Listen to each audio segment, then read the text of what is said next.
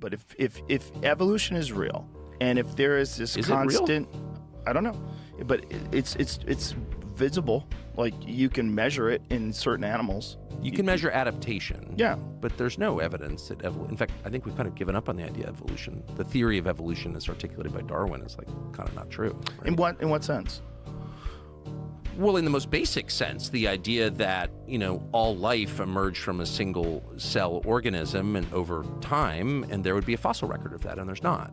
And there's not a fossil record of transitionary species, like species that are adapting to its environment. There's tons of record of adaptation, and you see it in your own life. I mean, I have a lot of dogs. I see adaptation in dogs, through the litter to litter. But no, there's no evidence at all zero, that, people, evolve seamlessly from a single cell amoeba. No, there's not. There's no chain in the fossil record of that at all.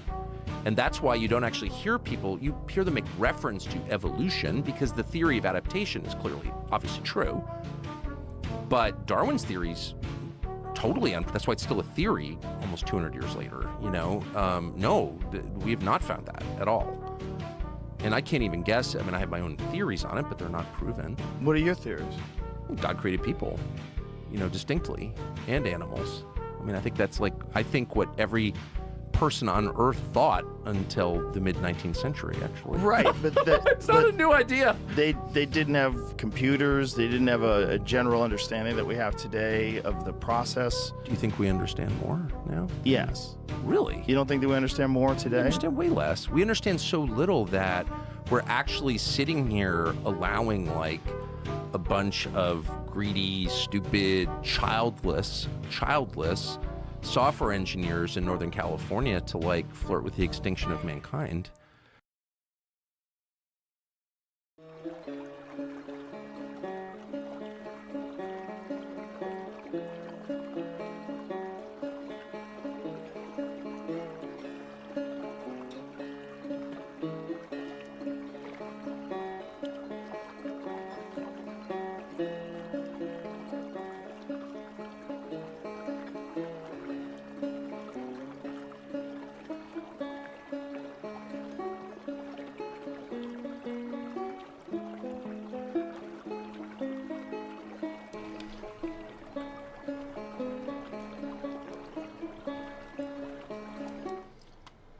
Alright, good morning, my beauties and bees, and welcome to another installment of Live from the Hive. It is Saturday, January 25th, and it is currently 8:39 a.m., which gives me about 5 minutes to yak at y'all before we move into Cryptic Corner. Just wanted to give everybody a hello and an update sort of on the way things are going.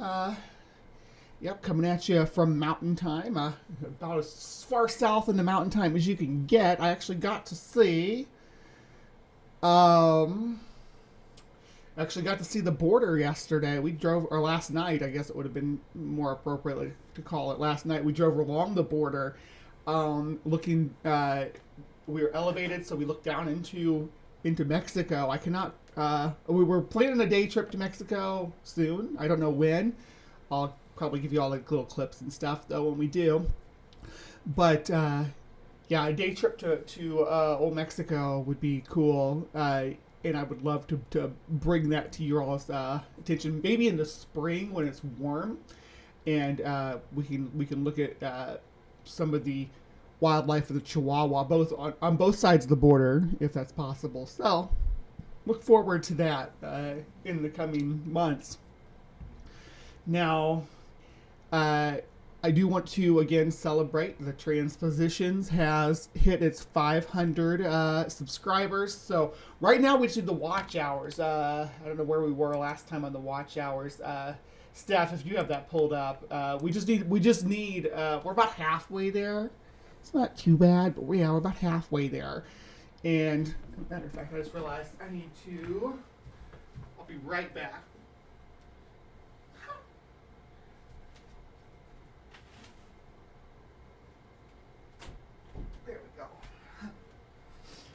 I'm going to try to muffle a little bit of the sound, because I do realize that right now things are carry really good in this house, because there's nothing on the walls in any of the rooms except for our bedrooms, really. So everything echoes and reverberates around really bad. So let's put something under the door there to make sure that I'm taking my necessary precautions. Yeah, I don't know if y'all really can't see it because I got the mic stand in here, but I make this little setup every time with my little guys. It says welcome to my web. I do that every morning that I have a stream. There's like little routines I do to make my day a little more tolerable. And that's one of them. Like, if I'm going to stream, I need to put my little welcome to my web. And you all can't even see it because I switch which side the mic comes in on. Because I'm fine with my arm kind of being underneath the microphone here. Kind of sorted that out. But when it was over here, well, I shouldn't talk to you guys about that. But when it was over here, it made things a little more difficult in this new location. But I don't know when me and Ben switch rooms if I'm going to keep it over here or not, or if I'm keeping anything else set up how it is. I may change things up. There's the room's shaped quite a bit different, and it's a little bit bigger, so I'll have more options of how I want to like put things. I kind of like how Ben has things set up right now with his desk, so I might just mimic that. Because should help with the sound too. Because if y'all noticed, I thought I since I've moved into this space, I sound more open, which isn't always a good thing because it's reverberating, right? It's bouncing back. In my old place, my wall was even within the desk right here. So, and then I had tapestry, which cloth is gonna absorb the sound. So that's why I sound so much different here. And I think that when we move, I'm going to try to mimic how it was before, specifically because of the sound issue.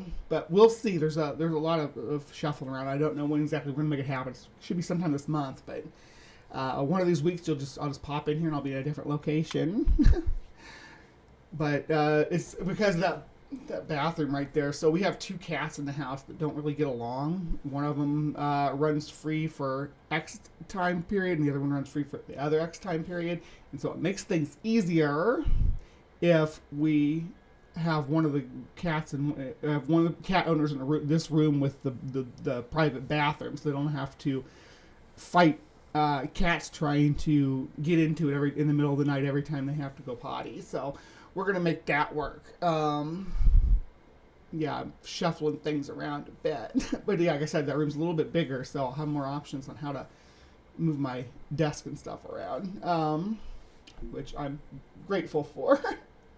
All right, well, let me just go through here and say hi to everybody real quick. What? Somebody getting timed out already? Pastor Huckleberry. You got to keep it together. All right. I'll say good morning to everybody. Good morning, Sandy. Good morning, James. Good morning, Stephanie. How to Rule an Asteroid. Hey, folks. Hello to you too, my friend. Look at the trees. It's great to see ya.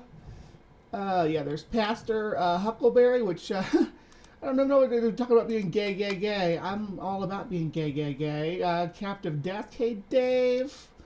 Then we have Sonia. Yep, hello, Sonia. John Hudson. Good morning, everybody. Are you guys ready? Are you guys ready for some Cryptic Corner? Because I'm about to see you guys over there. I'll see you in a second.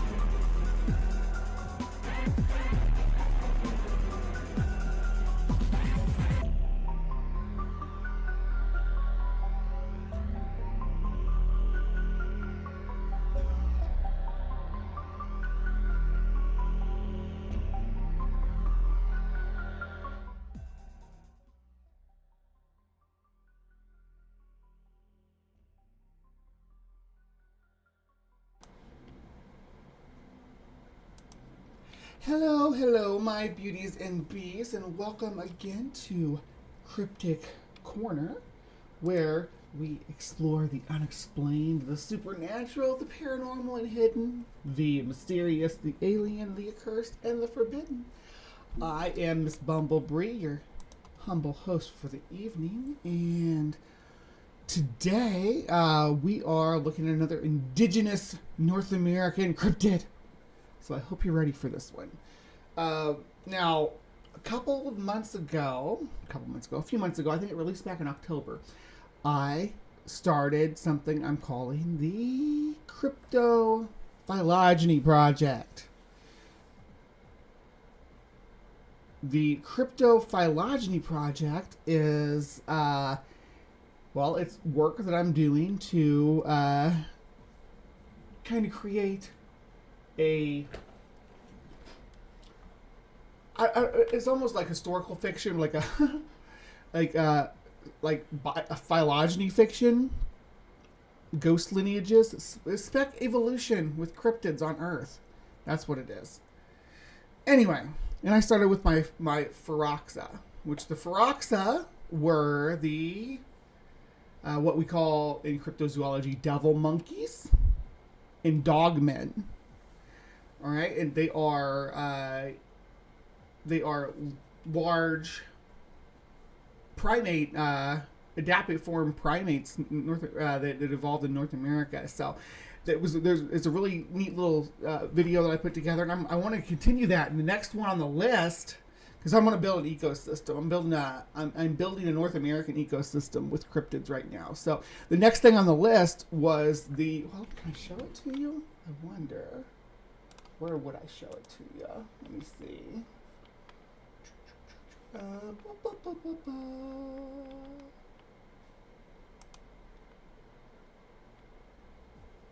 it going to be in Build-A-Beast? Anyway, yeah, I'm not going to hassle with it right this second. But I have started on it. It's just been... it was supposed to release in December to go along with the Mothman season. That did not happen. Between moving down here, the holidays, and some of the other struggle bus stuff that I've been dealing with, including like the election, for instance, my mental health. It's been a bumpy ride. Now I'm here. And I'm ready to start working on it again as soon as I can get my inspiration. But the next animal on the list was our omen owl. The omen owl is the origin for quite a few cryptids in North America, including most famously the Mothman. The Mothman was a omen owl.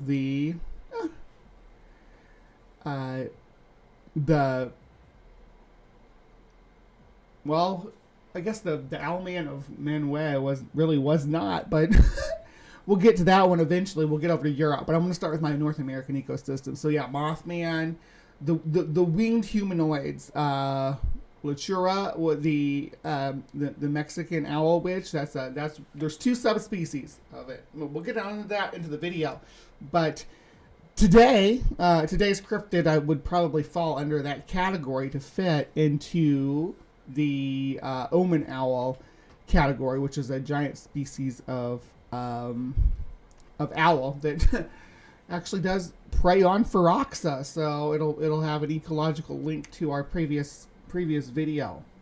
So look forward to that. But Ember's out here gifting memberships. Looks like Triceratops got one. Looks like Fade to Gray got one. Austin Smith, Weston Campbell, Lorraine, and Native Atheist all got a membership. So you all can now drop Mothman in the side chat. If you're green right now, you actually have control to drop Mothman into the chat. So if you want to do that, let me know. Let me know that you're one of the lucky ones that got the gifts from Ember.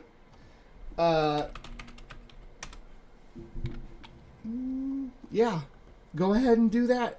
And hello and welcome to anybody who I missed coming in the last few minutes. Okay, so the Van Meter Visitor, another one of these winged creatures with weird glowing aesthetic. But we will we'll get into that in a second. The first thing I want to acknowledge is that hold on, you'll see in a second. If you start saying, "Oh, I want Grace and Hawk," I'm just like, we have Grace and Hawk at home. The Grace and Hawk we have at home. That's who we're looking at today. This is Adventure, Explore, Discover. We've looked at them before. It was another, I think it was the little people, the San Pedro mummies. The mummies. It's been a while, but yeah, this is the channel with the mummies. Eek, a Mothman. There's the Mothman from Dave. Yay, Mothman's my favorite. I love Mothman. Me and Mothman are going to get married someday. But let's listen to what Adventure, Explore, Discover has to say. They called it a monster, but I'd call it a dinosaur. However, when your town is being harassed by something never seen before, what difference does it make? The Van Meter Visitor. Now, this is supposed to be a real photo, but Let's say you're out at a bar in a little town, and since it's so close to your apartment, you decide to walk there. You're eating and living it up and just having a good time. You meet a few interesting people and even manage to get a couple numbers. But in the course of having so much fun, you end up drinking just a little too much. So you decide to call it a night before you end up doing something you can't remember, but nobody else will ever forget. You head out the door and look around and see that it's just another quiet night in this otherwise safe little town. So you make your way down the street, and once you turn the corner, you realize that every single store and shop are all closed. And as you make your way through the small town, you look up into the sky and you see something that you shouldn't be seeing. It's a spotlight on top of a building that's nearby. And this bright spotlight, it's being shined all around the street until it finally makes its way to you. Well, you have no idea who's doing this, but they're this thing is like a Scooby-Doo monster. Like, tell me, like, as he goes through the story, this doesn't sound like the plot leading up to the Scooby and the gang coming to the town too. I think that stories like this are what actually inspired the Hanna-Barbera writers to come and investigate this stuff. Like in the 50s and 60s, right before Scooby-Doo started, were full of all these little towns and locations with monsters and hauntings and sightings and stuff like that. You got Resurrection Mary, you got Mothman at Point Pleasant, you got the Dogman, or I guess, yeah, Dogman, the one that said Gadara, that was in the 70s or early 70s. You got Van Meter Visitor, you've got the Poplick Monster, you've got all these different, you got the Missouri Monster, Momo, all of them are all in this time period. And I think that's what inspired Hanna-Barbera to make the Scooby Gang debunk all this crap.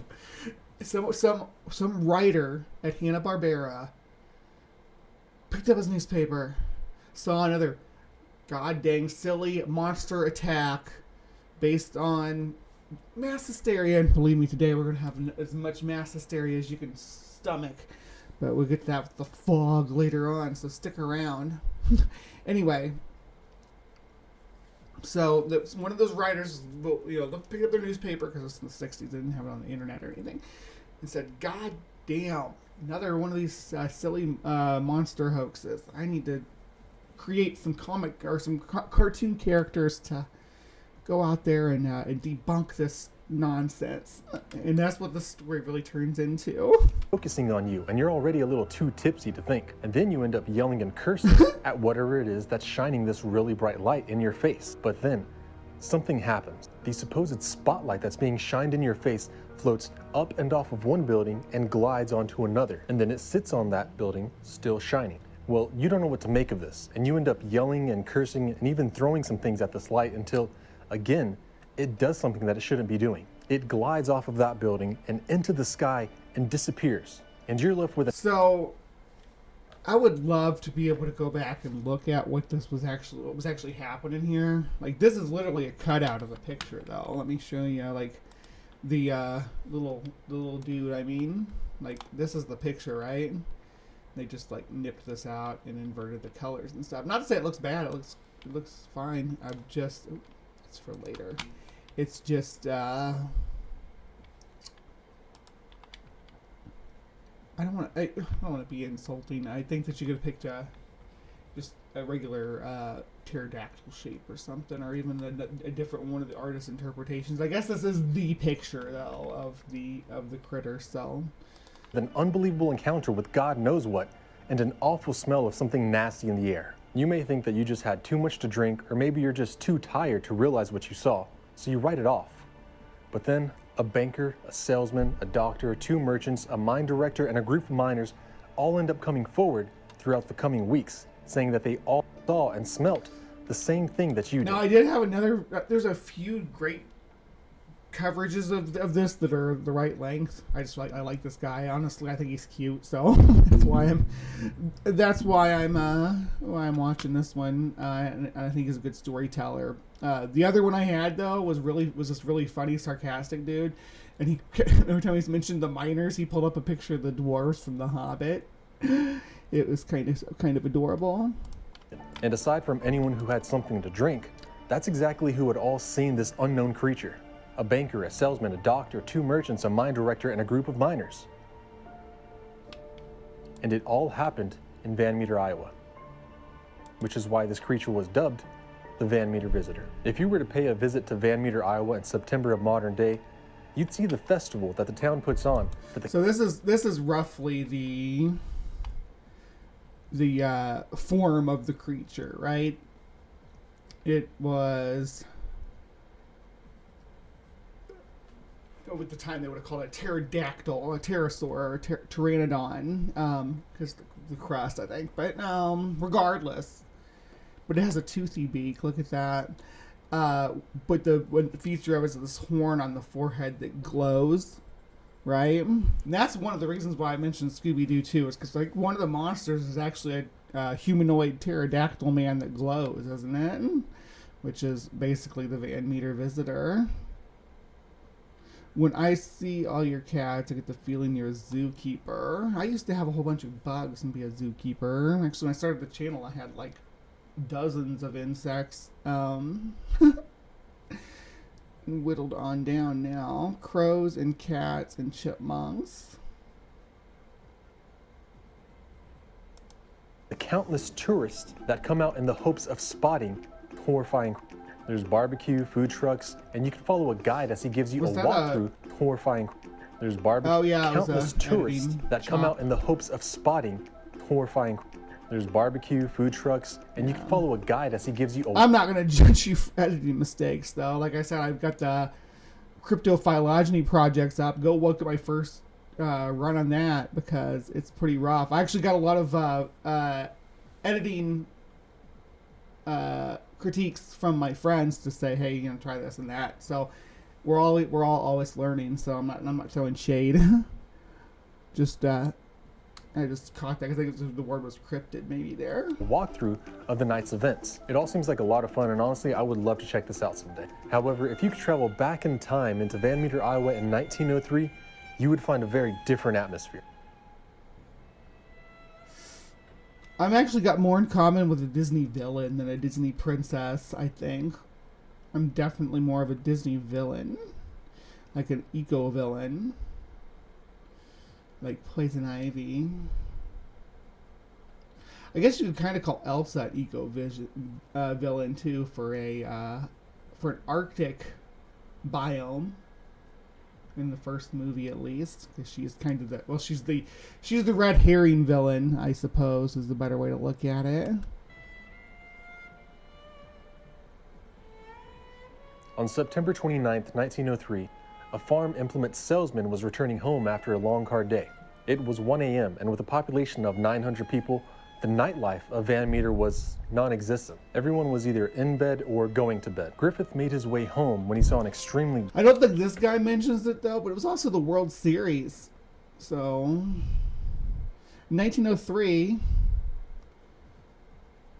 There may have been some radios around. I don't know.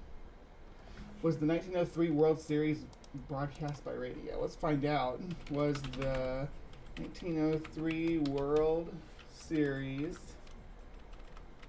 broadcast on radio? Nope, they didn't broadcast it until 1921. I don't know why that person even brought that up. One of the videos I watched was I made a big deal about, well, everybody's paying attention to the baseball game. They wouldn't have been able to pay attention to the baseball game in the sticks in Iowa in 1903. Bright light. And as he looked at it, it seemed as though it was a spotlight because of the intensity of it. And then it did something spotlights aren't supposed to do. Griffith walked closer to the light to inspect what was going on, but then it jumped from one building onto another. So he began walking towards it again, and then just because you can't toss a lantern or light from one building to, and remember 1903, right? So they didn't have like the idea of a like a hand torch was a lantern with little slide windows and stuff, right? It wasn't, unless you were a miner or working in, well, I guess there was mines there, but unless you're a miner or working in the railroads or something, you may not have been used to seeing a spotlight like this. What I think is, I have a pet theory about these miners and what they were doing on the roofs of these buildings in the middle of the night, but I do think that this is miners with miner helmets on that have the candle in the middle. That's my pet theory. As soon as it appeared, it vanished and it left behind an awful stench. And again the next night, another man had seen an odd, unnatural light. On September 30th, in the middle of the night, Dr. Alcott was sleeping in the back of his office when he was woken up by a blazingly bright light. So, Dr. Alcott is he's the main the main character, I guess, sort of in this story. He's sleeping in the back of his doctor's office. Yeah. I don't know if he had a fight with Mrs. Dr. Alcott, but for whatever reason, he's sleeping in the office. Shining in his face. He turned his head toward the light outside his window. He couldn't tell what it was at first, so he took a moment to go grab his gun to confront whoever it was that had woken him up in the middle of the night. And luckily for him, he only needed to look outside of his window to see what it was. Had he gone outside, he wouldn't have had anything between him and the half-man, half-creature that was the source of the light. It had massive bat-like wings and a blunt horn on top of its head, along with a horrible smell. So anyways, he started blasting and he fired off 5 shots in total, but they either didn't meet their mark or they did nothing to the creature. And then see, a lot of the art shows glowing eyes and a glowing horn though, but I think the glowing horn, like in the reports, was the main feature. I wouldn't think that you'd even be able to see its eyes with the glowing horn being like a spotlight on you, or like, you know, a candle from with the mirrors from a miner's helmet. And I mean, yeah, they're playing a dangerous game with these because seems like everybody's packing heat. Everybody's strapped, and not strapped in the lesbian way. Strapped in the 1990s gangster movie or gangsta movie way. the Van Meter visitor vanished. Then on October 1st, a bank teller had his own encounter. His name was Peter Dunn, and he was attempting to confront what he suspected to be burglars, fabricating an elaborate hoax of this odd creature. So he holds up inside the bank, armed and ready, when around 1 a.m., he heard something that unnerved him. It sounded as though it was the outhouse right there outside the bank, like the public outhouse. That sounded like somebody having some gastrointestinal distress. it was gargled, gasping, as if somebody was being strangled right outside his window. So he approaches the window and was jolted back by the shock of a blinding light. He fell back and shielded his face as the light swept across the room, almost as though it was scanning for prey. A raid from Mallard. Thank you, Chris. Yeah, so Chris has a Sci-Fi Saturday show that goes until the top of the hour here, which, I mean, it's 9 in me and Chris's time, but yeah, 10 Central, 11 Eastern is when it ends, and we usually get a little boost in our viewership, so thank you. It was at this time Dunn saw what it was that had this unnatural bright light. It was a giant creature fitting the same description as the two men the previous nights, and as he raises up his rifle, he fired, but as soon as he did, the creature vanished. But again, it left the man with this same disgusting smell. There's two more accounts that really tie the story together, but before we get into those, I want us to take a step back and think about this for a second.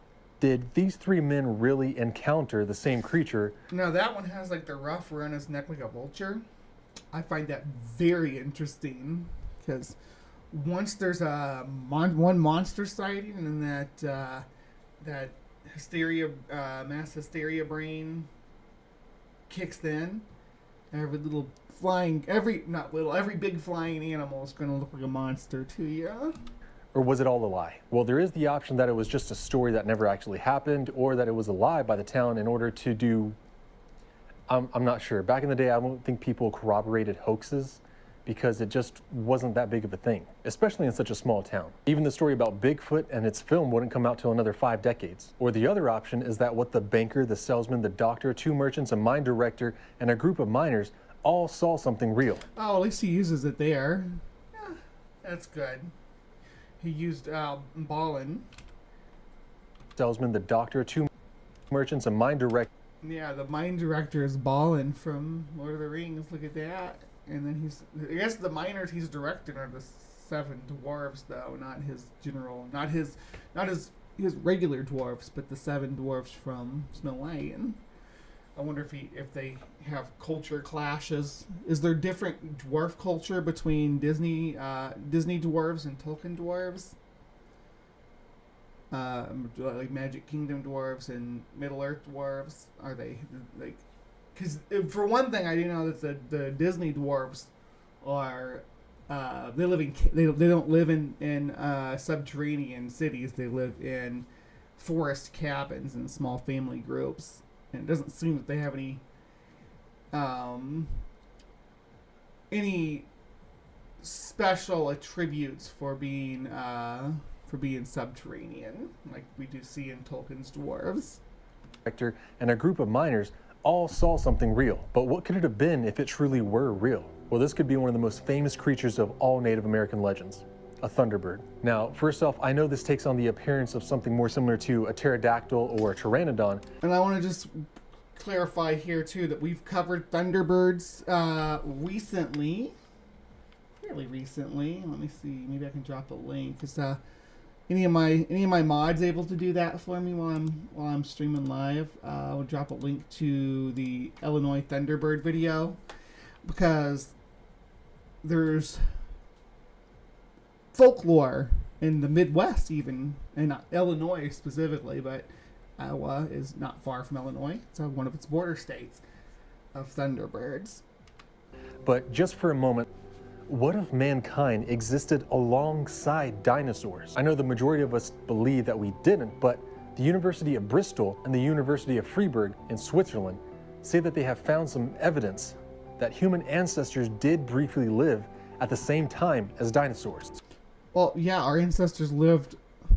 And when you use the word ancestors, it's really going to make a difference because that would be like our shrew-like ancestor that lived during the Mesozoic. It would have been a little rat dude. It wouldn't have been like a humanoid.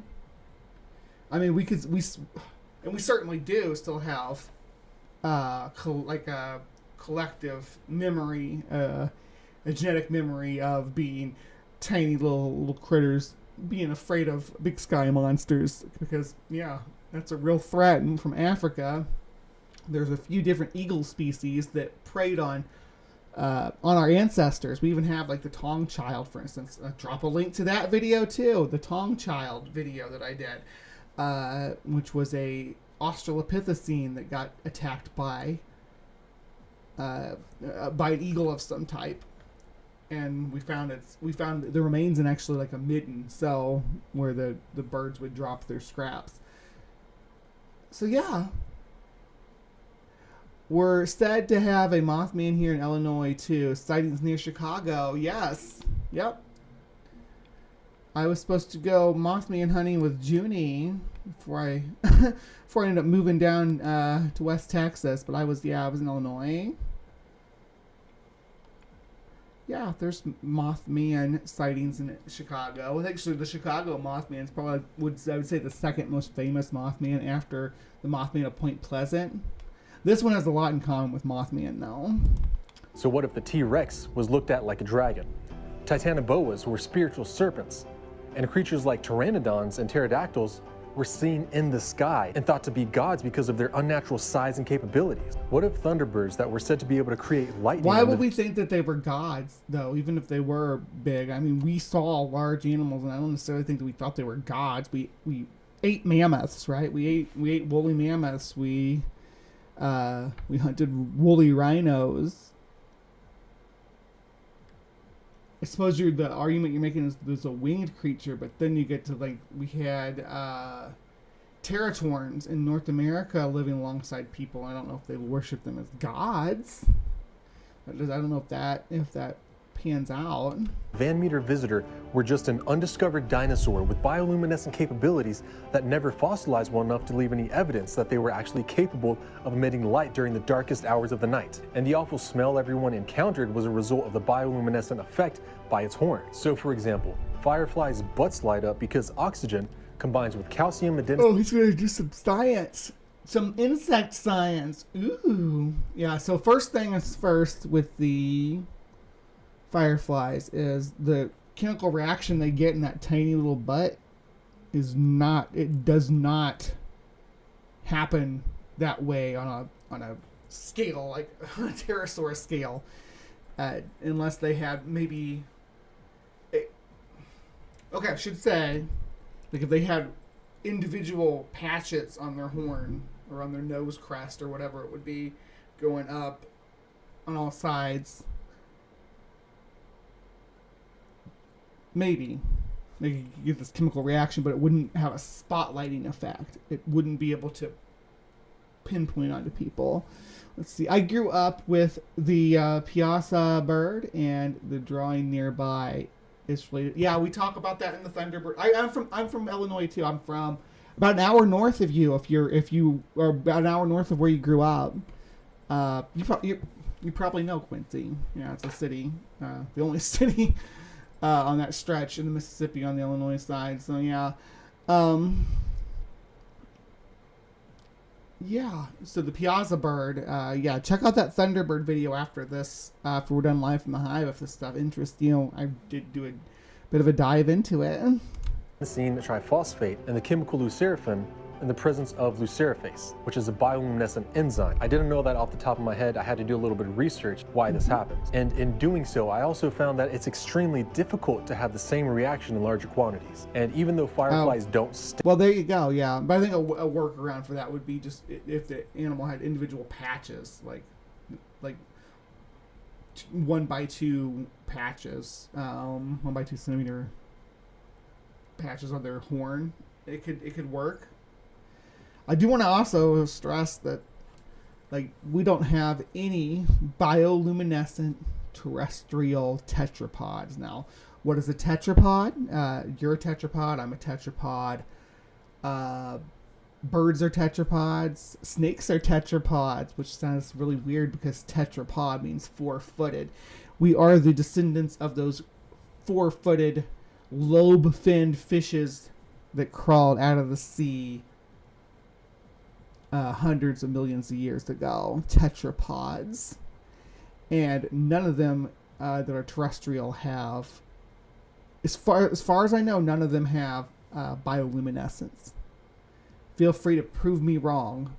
I'd be happy to be wrong and find a bioluminescent tetrapod, but no tetrapods, birds, reptiles, mammals, none, or even amphibians. Think phosphate can be known to smell. So it's not too improbable. That's true. My mom is a tetrapod. Absolutely. My mom's a tetrapod. Left-handed Jedi. Bless your freaking heart. Ah. You're right. Joshua Davidson. My unfinished sock What the Beck? Kid Velociraptor. And Deep Arcs, welcome to the Hive. Welcome, welcome. Throw me a Mothman if you're watching right now in the side chat so I can give you some love. If not, then we'll just hang out.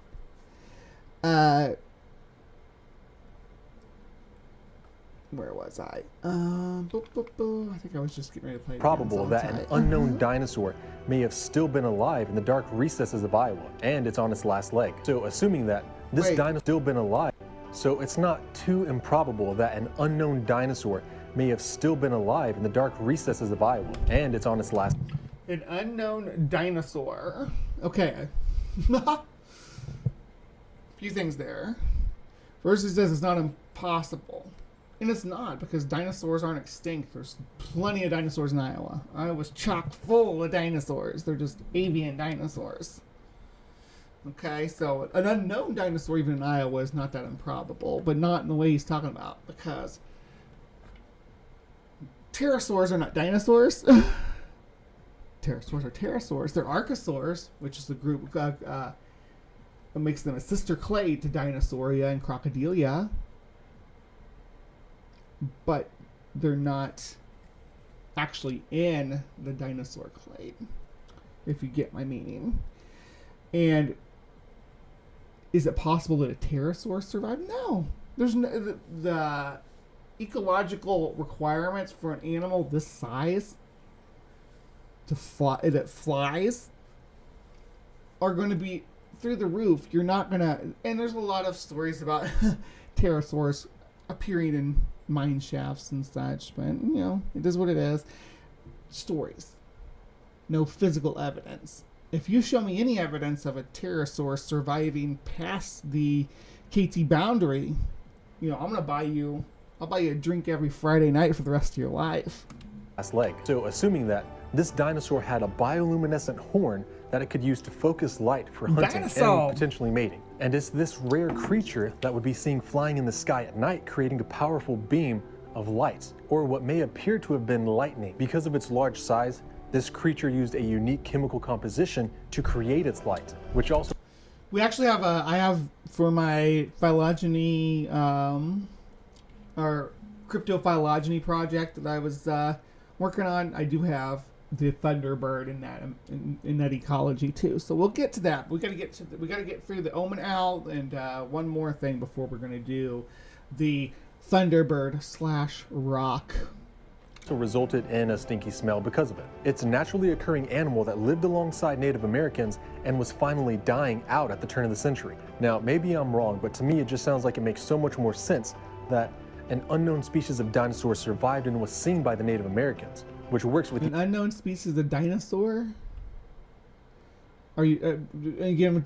I'm assuming that we're using dinosaur to mean pterosaur too. The existence of thunderbirds and the Van Meter visitor in Iowa. And I know it's probably a type of flying reptile, but if you see something flying up high, you're not going to think, oh, hey, look, there's a lizard. You'll just assume that it's a bird and call it such. That's my way of looking at all of this and attempting to ground it in some sort of Well, if it has membranous wings, though, wouldn't you be like, oh, that's a bat or a dragon? My realistic viewpoint. But what do you think?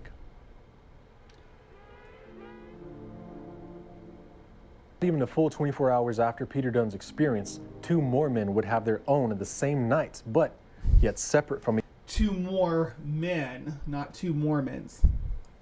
Completely different. 2 more men. But we're not terribly far from Nauvoo. I think that the Mormons were the large faction of the Mormons, though, had already traveled west by this point, 1903. Each other. O.V. White was asleep in his bedroom over his hardware store when he was stirred awake by an unsettling rasping sound. Feeling concerned for his safety. What's with all these bros sleeping in their stores? He grabbed his gun and went to inspect with an unsettling rasping sound. Feeling concerned for his safety, he grabbed when he was stirred away separate from each other. O.V. White was asleep in his bedroom over his hardware store. Okay, so he has like an apartment over a store. I redact that judgment because yeah, having your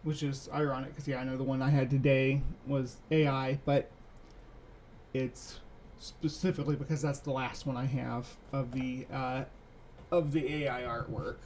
So we're switching back to how I used to do my thumbnails before. I don't just in particular, I'm not interested in contributing to that. But as I was saying, yeah. So at this point, 5 of the town's most well-known individuals had all had an encounter of this large animal bat-winged creature. And after hearing about this, the miners... Miners, not miners. You lost me. ...thought that there could be some sort of correlation between the ungodly sounds that they had been hearing inside this old mine. So a couple days... I want to y'all just take a moment to look at the helmets of these miners and tell me what you notice about, like, what would that look like in the night? If they, and boy oh boy, could you make yourself look like a pterosaur with a flaming horn? Days after O.V. White and Sidney Gregg's ordeal, mine director J.L. Platt Jr. heard these ungodly noises coming from the open mine shaft. And I've been using this term ungodly specifically because Platt had described the noises as though... It's my issue with AI, guys, is more so how much energy it takes to create. Like, how much juice goes into those engines. So Satan and a regiment of imps were coming forth for battle. So just imagine the terrifying sounds he heard, something truly unsettling. So unsettling, in fact, that Platt began to back away in fear of what was coming towards the opening of the mine shaft when he was nearly thrown into shock at what it actually was. According to him, it was a bird-like creature that had wings like that of a bat with a horn that protruded from its forehead, and from this horn came a blindingly bright light. But wait! There's more! Once the first creature had emerged from the mine, a second smaller creature had emerged as well. See, and this one has wings that are separate from its arms, like sort of like a griffin. So it's hexapodal.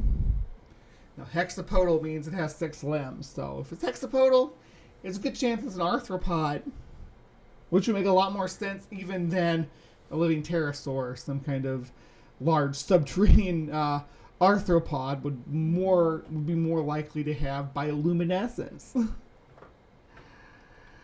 Now, I've heard various accounts of what happened next, so I'm just going to tell you both versions. Version 1 says that a group of townspeople formed a mob and came back to the mine to wait until the monsters showed themselves. Eventually, when they did, the townsfolk opened fire, and the creatures flew off to never be seen again. However, version 2 says that Platt gathered a group of armed men to wait for the monsters' return. The men waited there all night until finally the creatures returned to the old mine, and all of the armed men opened fire, but their bullets didn't do anything to them. And according to the witnesses that had seen the whole thing, it was enough to sink the Spanish fleet. But I guess it wasn't enough to take down these 2 monsters. The monsters seemed angry, if anything, and flew back into the mine, releasing this toxic smell. Once inside, the men... That's the thing too. When I get stressed out and scared, I also release a toxic smell. So anybody who's wanting to kidnap me or harangue me in any such way, be prepared, because I will defend myself with chemical warfare. Because I have IBS, and it will come at you if you upset me. Immediately got to work barricading the entrance to prevent their return from the mine, and that's where the story ends. The 2 winged creatures were never seen, heard, or smelt from ever again, which leads us to the biggest mystery. What do you really think the people of Van Meter were seeing? Was it some form of prehistoric creature that forgot to go extinct? Maybe a demon sent straight from hell to wreak havoc on this otherwise peaceful little place? Or did they not see anything at all? Was it all just a big hoax? Or perhaps the past is home to secrets that we still don't have and may never have. Maybe all of these Native American stories were accounts of animals and creatures that we have yet to discover. Or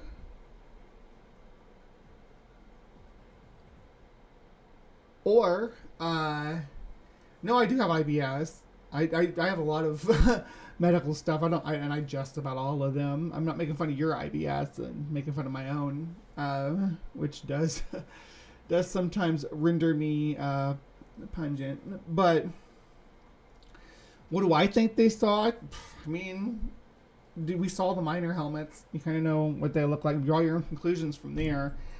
I don't know what the guys were doing on the roofs of the buildings, or why they would risk getting shot, but people do all kinds of dumb stuff. So I mentioned earlier that I used AI to convert some drawings into images of dinosaurs. And here's what AI did with them.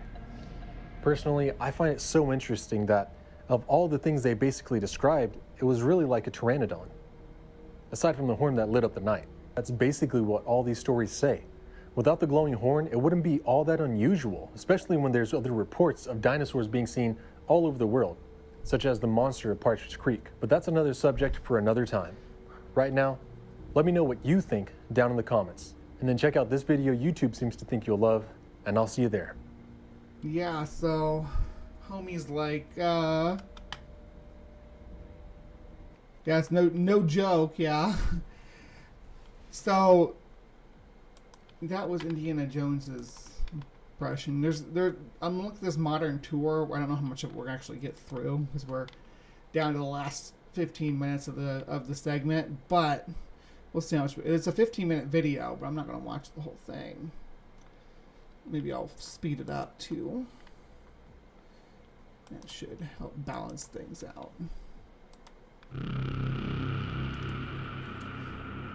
I'll let this get started. I'm gonna go top off my coffee. I'll be right back. Don't look at my butt. Did you see my butt? My skirt was out. Welcome to Van Meter, Iowa. Population of around 1,500. This quiet, unassuming Midwestern town is home to a series of bizarre events that are to this day unexplained. In September of 1903, multiple townsfolk witnessed eerie lights, odd noises, and pterodactyl-like creatures that terrified the community over a period of 5 days. The encounter culminated in a flurry of gunshots and finally ended with the beast being sealed in an old mine. This is the retelling of those events. The legend really began 118 years ago, late September 1903. U.G. Griffith, who was a business owner, was coming home about 1 a.m. when he saw a bright light on one of the buildings. We don't know which building he saw it on, and they just said he drove in. We assume he was still on horse and buggy, but automobile is possible as well. So he sees this ball of light on one of the buildings. He slows down and proceeds with caution, thinking it's a robber, a hoaxer, something's up, lights on top of the building. As he comes to a stop, the light disappears and then reappears on the other side of the street on top of that building for a matter of a second or so. I'm back, and this is like a private tour that people were able to take during the Van Meter visitor days in 2021. Like they have like the same way they do with Mothman, except for it's for this thing. And then vanishes into thin air. Some say it flew to the other side, or maybe there were two lights. We don't know. So the next day, he starts talking about it in town here in Van Meter. Now, in 1903, Van Meter had about 1,000 residents, about what it has today. In fact, if anything, it was a little bit bigger back then. They had a couple bars, a few... Mad computer science scientists dropping some facts. AI brought to you by linear matrix algebra. Oh yeah, I'm gonna give that a thumbs up. Everybody give that a thumbs up in the side chat. Hotels and a lot of businesses. So the next day, Mr. Griffith, who was a respected businessman, starts talking about it. Now, people of the time in Iowa, they knew about UFOs, and the airships of 1896 and 1897 came through. All the newspapers were full of mysterious lights in the sky, so this wasn't something that would be puzzling to them. They would have known this. So the next day, people didn't really pay much attention to it. But the next night, things got even more bizarre. That's when Dr. Alcott, the town physician, was... I guess we need to talk about airships sometime too, don't we? That sounds like airships are what there were before UFOs. It's basically 17th and 18th century UFO sightings, but they're described a little different. They're described more like floating things than like flying things, like levitating, sort of, I guess is the best way to put it. Like blimps, like dirigibles. Sleeping behind his office, as business people did back then. It was about 1 a.m. again, and he was awoken by a bright light flashing in his room. He went over to the window, and here, right on Main Street, Van Meter, he saw what he reported to be a half-human, half-monster out on the ground. Was that done on purpose, the person with the light-up skateboard thing? 8 feet tall, giant leather bat-like wings, and a horn on its forehead that was where the light was supposed to be coming from, shining bright in the dead of the night. I have to give Dr. Alcott credit. He didn't just watch this giant bat-like creature. He grabbed his gun, which the newspaper said was of immense proportion, came out and blasted it 5 different times at close range. Now, this is my favorite part of the Van Meter. This is Iowa, y'all. You hear about Texas, but Iowa, they love their guns too. I'll promise you that. I've spent a good deal of time in Iowa. Had friends and family that are Iowegian. It must I dated a girl from Iowa when I was a teenager named Nikki. She's a sweet girl. I wonder whatever happened to her. had no effect, so he saved the last bullet and barricaded himself in his office until the safety of daylight.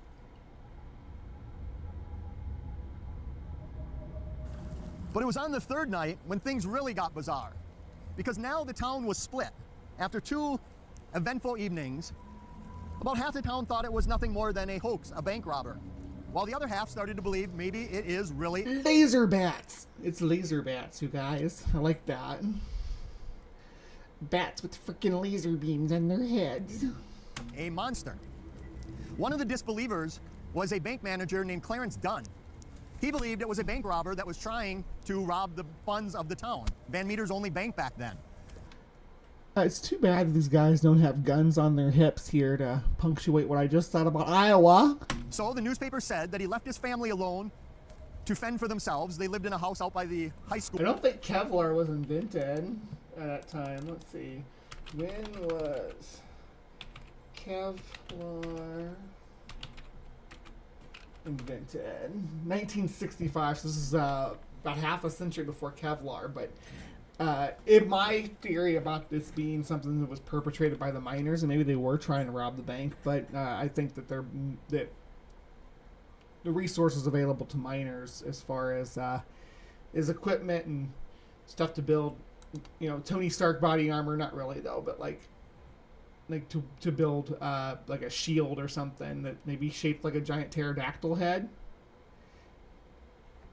School here in town, and he grabbed his shotgun, filled it with buckshot, and he made. I'm not even saying that they were like planning on it being a giant pterodactyl head.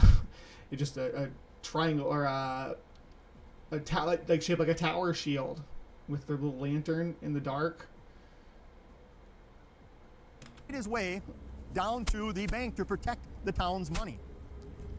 So he sat in the bank patrolling it.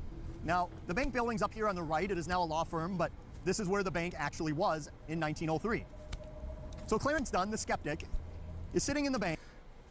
I understand you're wanting to throw a certain atmosphere on this, but like, it'd be good to be able to just like see. And we saw this with the guy at the ghost sites when we did the haunted tree episode at the California one. That guy. It doesn't help when you put your own effects over top of the video and the audio if we're trying to absorb the natural atmosphere of the location through your recording here. And about 1 a.m., he hears what sounds like somebody strangling on the east side of the building here. This was probably not here at the time. And it sounds like someone's strangling, and as he's inside, he sees a light flashing back and forth as though it's searching for something or someone. Behind the light, he can see a gigantic bat-like creature staring at him. He's so frightened, he shoots out the front window of the bank with the shotgun, and the creature disappears as fast as it appeared. He barricades himself back in the bank and waits for the safety of daylight. On the 4th night, things kept escalating. It seemed like every night things were getting more and more bizarre. It started out with just a UFO sighting over a building. Now you have... Yeah, it's getting more and more bizarre. Again, I think that this was some kind of human shenanigans, in my opinion, that did not pan out because the townsfolk were trigger happy late into the night. had the banker shooting out the front window at mysterious monsters in the dark. The next night, about 1 a.m., O.V. White, who owned the hardware store, which was located right where that Peach building is today. It was an old brick building. If you've seen the cover of the Van Meter Visitor book, that's the building from the cover. That was O.V. White's. That's telekinesis, Kyle. What about the power to kill a yak from 1,000 yards away with mind bullets? That's telekinesis, Kyle. Love Tenacious D. hardware and furniture Hopefully I don't get copyright struck for that. store. And as a lot of business people did, he was sleeping above his business. How about the power to move you? A history of Wonder Boy and Young Nasty Man. Late at night. Damn at it, about 1 John, a.m., what'd he you was do to awoken me? by the sound You got me going full Tenacious D up in here. of rasp being rubbed together like files, gnawing at each other, very aggravating noise. So he walks over to the window, and he can see nothing at first. So he lets his eyes adjust to the darkness, and there, 15 feet in front of him, somewhere, we think maybe on this corner or this corner, they just said right around the corner from his shop, on the Mather and Gregg building, he sees this thing sleeping on the cross of a telephone pole. So he took deliberate aim. They said he was a crack shot, and he fired at this beast hoping to kill it. But instead, I think it seemed like he just... By this time, most of the townsmen would, and I'm not even being mean here. By this time in the evening, most of the townsmen are probably drunk. Just in general, like the mainstay was like beer. So I'm not saying that this person was necessarily drunk, but I would say that out of these 4 men who saw this creature, that there's the chances of them all 4 being sober is very, very slim, but the chances of all 4 of them being drunk, or 3 of them being drunk, or the majority or whatever, is pretty high. just woke it up from its slumber. The thing focused its light immediately on Ovi White in his window. Ovi White said it released some odor that erased his memory. He has no recall as to what happened after that weird odor hit him. Those of you who are interested in UFOs might equate this with missing time or a screen memory or not having an idea what happened after this odor hit him. But his gunshot did awake Sidney Gregg, who was also a businessman. He went over to his window and he saw the creature descending the telephone. Okay, so this guy was waking up from his sleep. I don't want to assume that that means, oh, he wasn't able to think clearly or anything, but he could have also been inebriated, of course. Telephone pole using its beak for support, much like they said a parrot would have done. So the creature is now on the ground. Sidney Gregg said it's hopping around with its wings extended. It was at least 8 feet tall while it was standing there, and it seemed to be hopping around like a king. Yes, John Hudson, a secret to be told, a gold chest to behold, blasting forth with 3-part harmony. I'm gonna get my guitar out and start playing Wonder Boy for you if you keep it up. Kangaroo. Then, at about 1 a.m., the fast mail came through town. The train. It blew its whistle and Actually, don't hold me to that. I'd have to give it a couple hours of practice. It's been a long time since I played Wonder Boy. Sidney Gregg said that the creature tucked down on all fours like it was going to attack the mail truck, the train coming through. But instead, it started running here on this street on all fours with its wings extended and flew off out in the area of the old abandoned coal mine.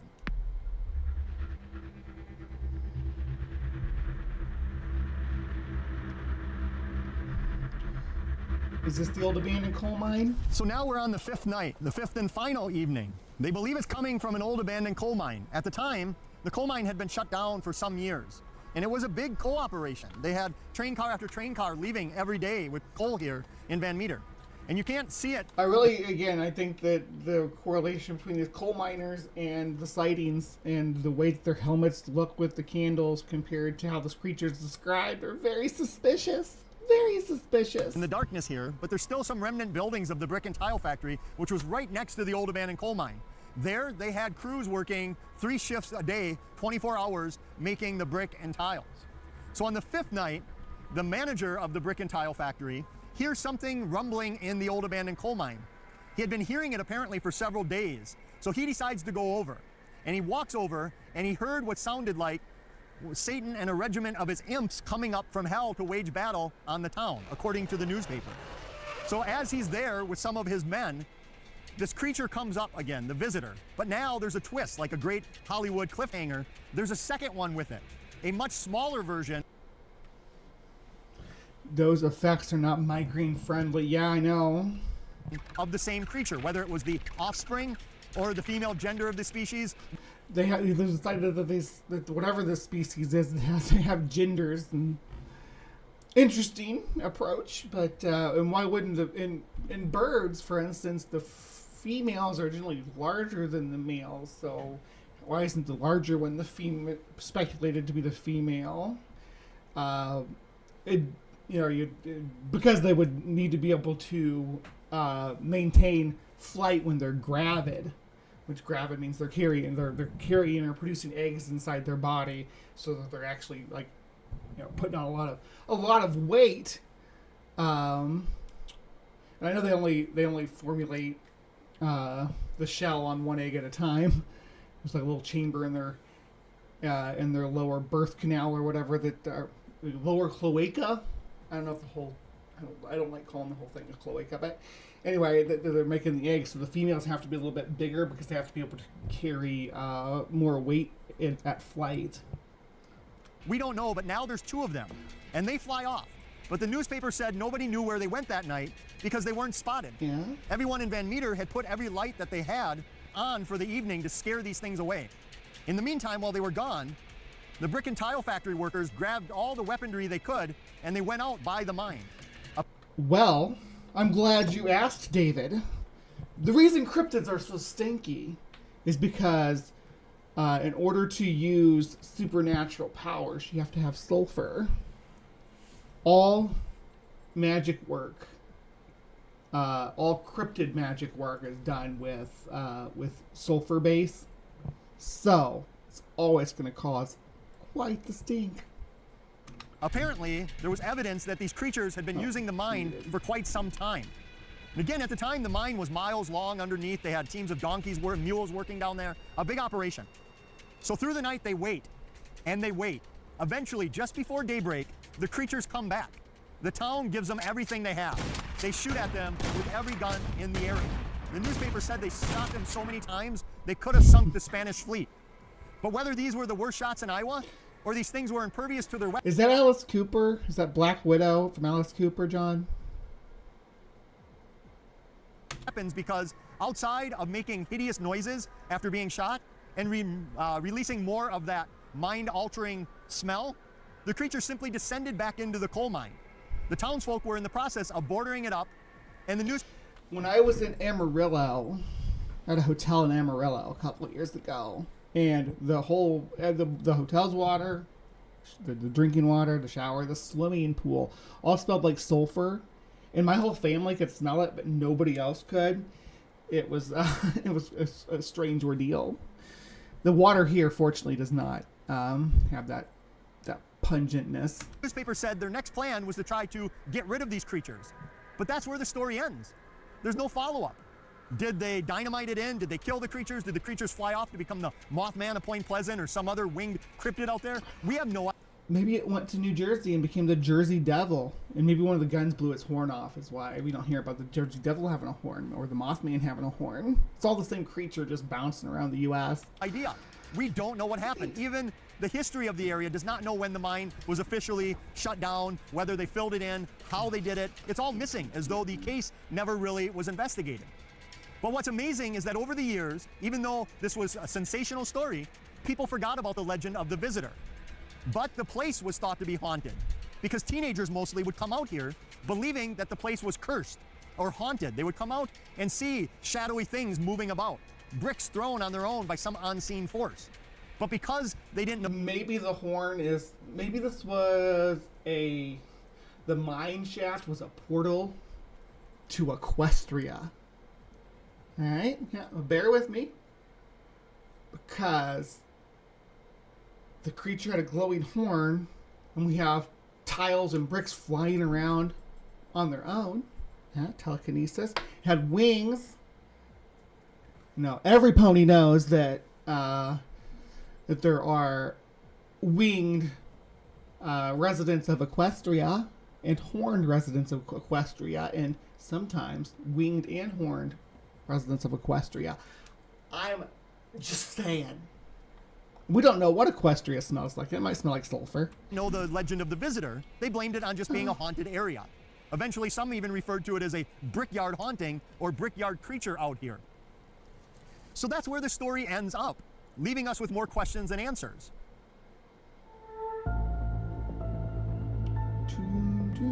All right, credits. All right, so that was the Van Meter visitor on Cryptic Corner today. A pterodactyl, a bat, a thunderbird. What do you think? Maybe, just maybe, it was some miners trying to rob a bank. But you let me know what you think in the comments down below. And we will see you next time. Be kind and take care. Alright, live from the Hive, people. You know the drill. Y'all know the drill. Don't go anywhere. The show's not over. This is just the first hour of the show. It's a 3-hour show. Or 3-ish hour show. So, don't go anywhere. We got more topical stuff actually coming up here in the next segment. Because we're going to be talking about that damn fog. You don't know what I'm talking about? Stick around, because there's been some mysterious fog enveloping the entire U.S., making everybody sick and turning people into zombies. I don't know what's turning people into zombies now. We'll dive into it and see what's going on. Stick around, and I'm going to take a quick intermission. Step outside for just a minute, get a fresh air, and then I will be back with the fog and getting weird with it. All right. Did the evolutionists just kill a pterodactyl? Or did they finally catch up to the creationists? Obviously, there's not going to be a ton of talk about these things. And the thing is, I do believe there was talk about these things. I believe if we study history, the Confederates were able to shoot pterodactyls, back in the Civil War. And they spread these things out. Anybody can look it up online. They spread these things out. And this is a historical fact. So, they spread this thing out, and it's got a huge wing length. And it's a pterodactyl they shot. So, of course, these things have been around. Now, they went extinct, obviously, slowly, but surely. And so, I don't believe that just because, at some point in time, coming from your perspective, that, just because they stopped talking about it means that they never saw it, when we have all this evidence that they've seen it. Hello, my name is John Pendleton, and I'm speaking to you from Zacatecas, Mexico, center of Mexico. And today I'm going to tell you of my project to attract and capture a real living pterodactyl dinosaur. But to the Christian, it makes common sense. Of course, there could be a few still alive. That's the first sighting I've heard of in Fort Worth, Texas. I've heard of them in Arizona. A friend of mine knows where some of them live, and he's going to go catch them and put them in a dinosaur adventure land he's going to build. And I can't reveal the details yet. They're a form of what people call pterodactyl, but if you consider them descended from some type of ramphorhynch or pterosaur.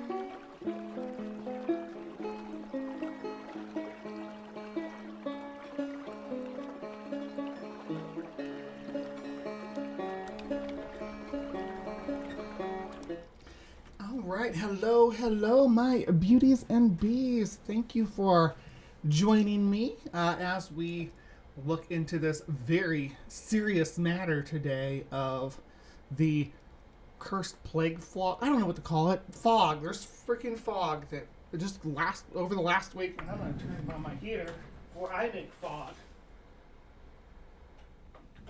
Ooh, it's getting kind of toasty in here. It's 80 degrees in my room right now. I just need to. I turned like when I woke up, I was cold. It's actually been colder than I expected it to be here. This far south, we actually had snow, which was really cool. But when we had snow, we have a heated pool outside. So when we had snow coming down, it came down pretty good. We got some pretty good sized flakes. It didn't stick, of course, but it came down and it hit the atmosphere above our heated pool. It created this cool, distinct individual fog bank above the pool, right? So we had our own little fog bank. And actually, one of my roommates went out there and shot a little video in it. I actually tried to capture it too, but the snow wouldn't show up on the camera. So I just kind of gave up on it. But anyway, you and I know how fog works. The Hive knows how fog works. So let's see if these fools know how fog works. Alright. Come on, foggy people. Foggy people come to play. Here we go. Alright. Strange is happening around the world with a mysterious fog that many people are claiming is making them sick. At the same time, we have new outbreaks happening around the world. In the US, we're hearing talk of a quad-demic. What some people are terming the quad-demic of infectious diseases hitting hard this season. In China, reports are coming out that hospitals are being overwhelmed with patients. Like it's flu, COVID, and bird flu, I think. I don't know what the other one they're calling the quad-demic is, but very similar to what we saw in 2020. There are theories that the fog is connected to the sicknesses, which may sound crazy at first, until you hear about Operation Sea Spray, the US Navy-led operation in which the entire population of San Francisco was sprayed with biological bacteria, infecting over 800,000 people in September of 1950. Yeah, that doesn't have anything to do with what's happening now, though. First, let's take a look. Oh, I don't even want to watch yours. You dork. This is Slings and Stones. We just watched them. It was this guy I wanted to watch. Mysterious fog has started to show up all across the country, and people are very worried. Ever since the Dior bag That was the sky over Texas. You might have saw this, John. Did you see the sky when it looked like this? I believe the meteorological explanation for this is actually was the polar vortex coming down. As I understand it, causing this neat little like rippled effect that makes the sky look like you're zoomed in on cottage cheese. Stop showing up in the sky. People have started to see fog at their house all across the country. Literally from all corners of America, people are walking outside their house seeing fog like this, but saying that it has oddly big particles in it. Florida, Pennsylvania, Minnesota, California, and water droplets. I mean, didn't mean to say that. Water particles are pretty universally sized, though. It depends on how close you get to the camera. I think that what people are seeing here is that for generations we've looked at fog on video without high definition, without HD, without being able to see that much detail, and then now people have high definition video on their phone and high definition screens now on their phone that they can actually see the water droplets or the water particles floating around, and they don't understand what they're seeing and think it looks unnatural. Texas and basically all over the country, people are reporting the same thick particle fog. Some people are saying that it's making them feel sick, smells like chemicals, and is not normal. And what are the odds that it's the exact same looking stuff everywhere? This is a video somebody took yesterday morning in Florida at 6:30, and this is not snow. They don't know what this is. This person said this fog is... They don't know what it is because they're not used to looking at fog on high definition on the phone, dude. Everywhere, and it's not just fog. It's like someone spraying something weird. My throat's been killing me since it rolled in. Anyone else notice this? I noticed it's January, and that's the peak of cold and flu season. I noticed that. And it's because we as humans stay in close quarters with each other during during this season. We don't, whereas in the warmer months, we tend to be more outside in open air where it's harder for communal diseases to incubate. So people living inside, staying inside at home and at work, interacting with each other, sending their kids to school where there's thousands of other people in a closed space. Yeah. Peak season right now. That's why everybody's getting sick. And everything to do with the fog.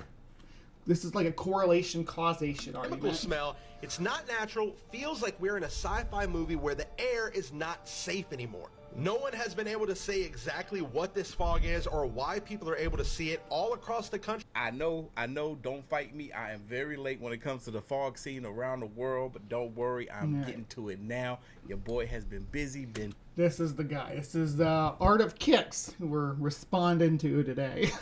on my grown man-ish lately. I can't wait to share with you all what I got going on, but in due time, if y'all want to see that stuff, make sure you subscribe to my vlog page, which is AOK Unplugged, so y'all can be up to date with what I got going on in my personal world, in my personal life. But anyway, let's get to these videos. Now we're gonna start off with this fog content, and then it's going to graduate into some of the other stuff that's been going on around the world. But let's watch this. Something strange is going on here, folks. With this weird fog that everyone's seeing in different parts of the United States. See, now this video here is definitely someone not used to seeing fog on high definition. Over in the UK, where it's just been lingering for 4 days. Is this potentially that smart dust technology? Smart dust. Nano-sized particles of RFID chips that they did research into. Could you imagine? The fog is turning people gay. Sweet. Gay fog is the best fog. This fog does not look like fog. 6:30 a.m. in Florida. This video, and I'll go into more details on the smart dust technology. You aren't standing in the cloud of a mosquito sprayer, are you? That junk does not look like something anyone needs to be breathing in. My respiratory... You always breathe that junk in. If you go outside and it's rainy, you're breathing water particles in. When those water droplets hit the ground, so many water... It releases into the air. So, I mean, the trajectory they're falling at, when the impact that they make, the particles are released into the air for hundreds of feet out. So yeah, if you've ever stepped outside in the rain, you've breathed this. If you ever stepped outside in the fog, you've breathed this. If you want to deal with the fog, says Mark, just return the goods you salvaged from the ship you caused to crash. Sure about that. Don't get me started. Cold and flu season. I was sick for at least half of December. That stinks. I'm sorry. The fog scene, Mother of God. That's from Steph. Yeah, look at the tree says they're turning the fog's gay. Sonia says fog can look spooky, but this is a new one for me. Yeah, people being afraid of high definition fog is peak 2025.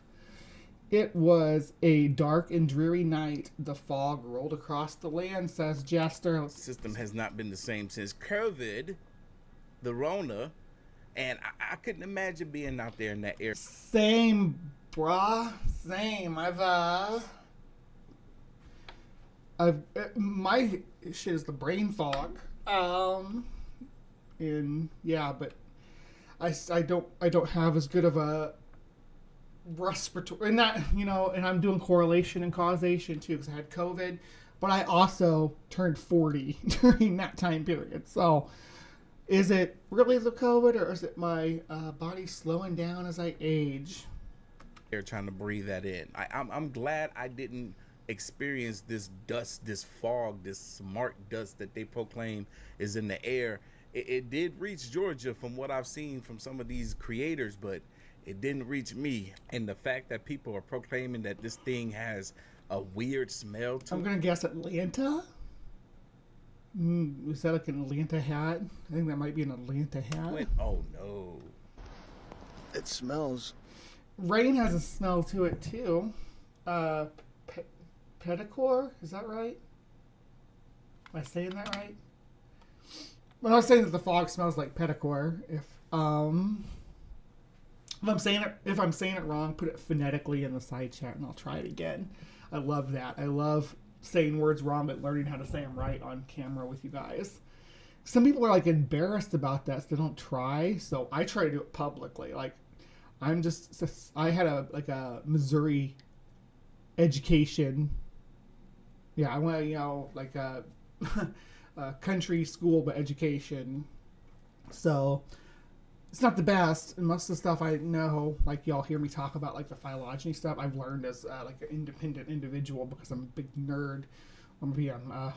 Or I might be autistic with a special interests or whatever, like they say. I don't know. I've never been diagnosed with that condition, but I've been a animal fiend since I was a kid. But back to the fog. We're in Toronto now. And there's lots of reasons it could smell weird. I don't know if the wildfires send in ash up into the atmosphere. Volcanic activity all the way around the other side of the globe can cause the air to smell or taste different. The fog to smell or taste different, the rain to smell or taste different, the snow to taste different, to smell different, the rain or the snow to be different colors. There's a lot of different meteorological activity that's odd and rare. And maybe we'll find out in the weeks to come that a volcano erupted in Antarctica. I don't know. I don't know. I'm not saying there's a volcano that erupted in Antarctica or anything. I'm just those are the types of events that could cause the air to taste different, or a certain shift in the wind directions that pick up an area of air pollution that was not hitting the city before the polar vortex dipped and changed that and being pushing that funk of the city dump or the treatment plant or a refinery, dog food plant, things like that, cause an air shift, and then boom. Dude, what the is this fog right now? It has the weirdest smell to it, and it's thick. You can't see a mother thing in front of you when you're driving. The fog situation keeps on getting stranger and stranger. This video is taken of a complete blanket of... No, that does look cool. That looks like, the Stephen King movie, The Fog. Some Stranger Things. Yeah, that's the upside down enveloping the Midwest. Fog situation keeps on getting stranger and stranger. Thank you, Ember. See, that's why I love having Ember down here, because they will fact check stuff for me on the fly. Thank you. There are several volcanoes active right now, and we do know that right now the polar vortex is behaving differently. We're tracking the polar vortex, so we know that it's acting up. It always starts acting up since this is in response to climate change, because the seaway between Greenland and or not Greenland, the Northwest Passage is actually open. We'll just say that, and we had never seen it open before.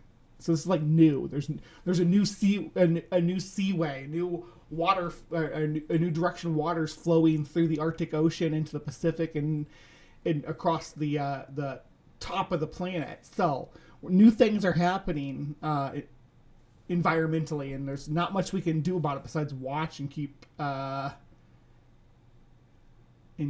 track of it. But we know right now that it's acting really weird, and it causes it to bow and dip down when the Earth tilts this direction at this time of year, from like November to April.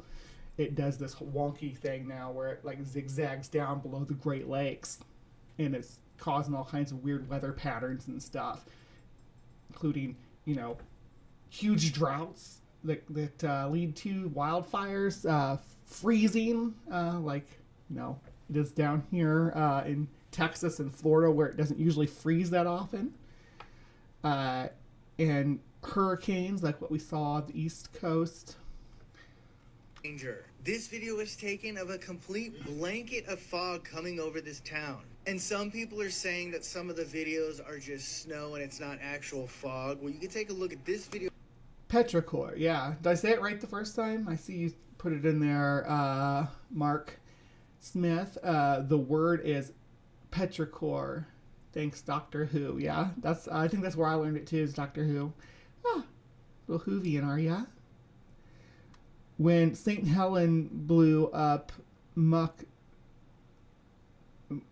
St. Helen blew, it mucked up the sky in SL. So yeah, my mom and dad told me about, like, they were in northeast Missouri and the sky was yellow for 3 days, and it there was some like stinky rain too in the weeks after it, like stinky sulfur rain.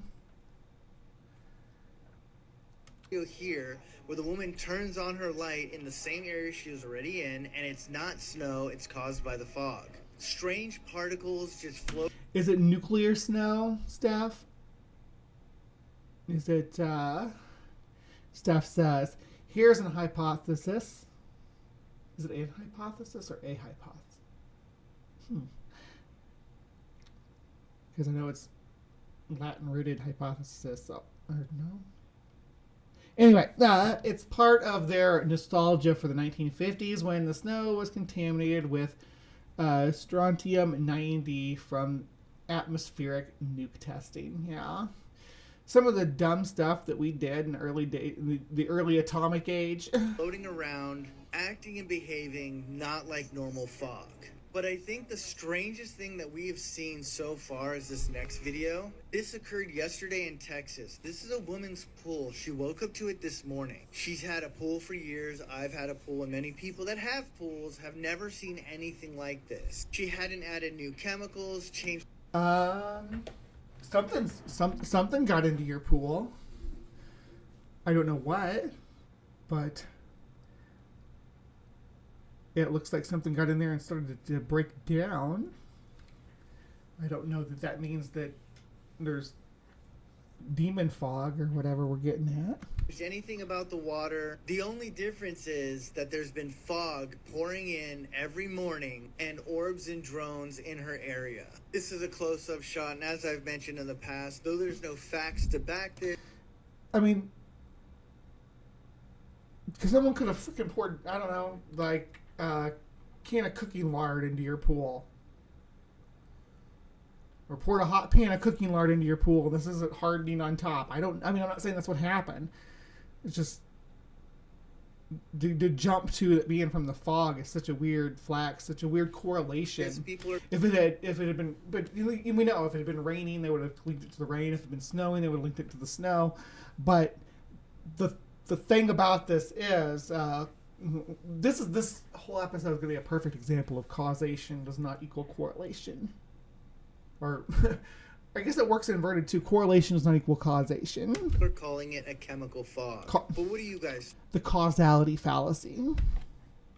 think about this? I'm gonna tell y'all what I think this is. Now, remember, this is all alleged. Yeah, when we have a pool, and when the pigeons, we have a whole flock of pigeons, and they come down and get in the pool in the morning, and they leave a film on top of it that we have to clean off. We have to get out there and scoop off when they get into it. So birds can leave. They got oils on their feathers, so it's not necessarily feces, but oil from their feathers. Toxic whitey algae. I don't know about that. Speculations. YouTube. This video is for entertainment purposes only. Don't come for me. Leave me alone. Same here, yo. We're exploring the ideas behind this alleged mysterious fog, which I think are bull. I know how y'all can get, but I feel like this fog was intentional. This fog is man-made. This fog is causing people to come down with what looks like is a cold, as well as I've seen videos of people proclaiming that. So do you say in-house? He lives in in-house? Say he lives in a house.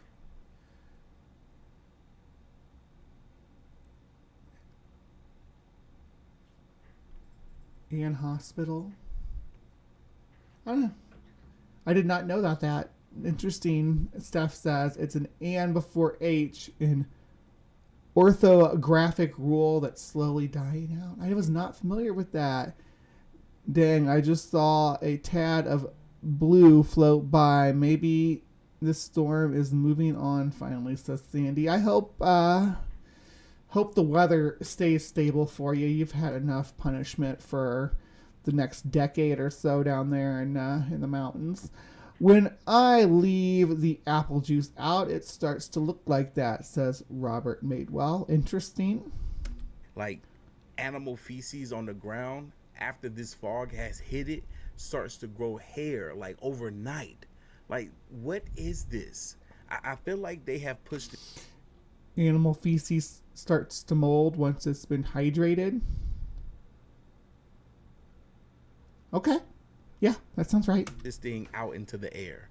And I don't just feel that way.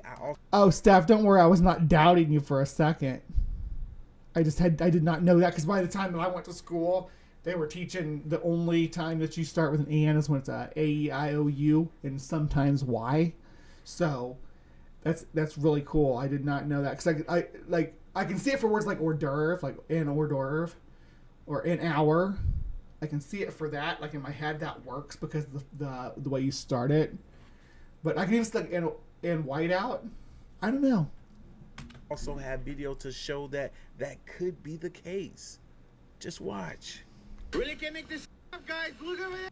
Oh, here we go. This is my favorite part of this. Could be the case. Just watch. Really can't make this up, guys. Look over there. Pause. They're spraying the holy shit of everything, guys. Everything here is getting covered up. Hold on, some spray. They're spraying us like roaches, guys. They're doing it. Hold on, we're gonna go back. We're gonna mute this clip, and I want to read what this truck says. I can't make it out at all. I cannot read what it's. That's okay. I got you, Bill. Don't you worry one bit. And we're gonna see just what that truck says. Here we go. That's the one right there. It says.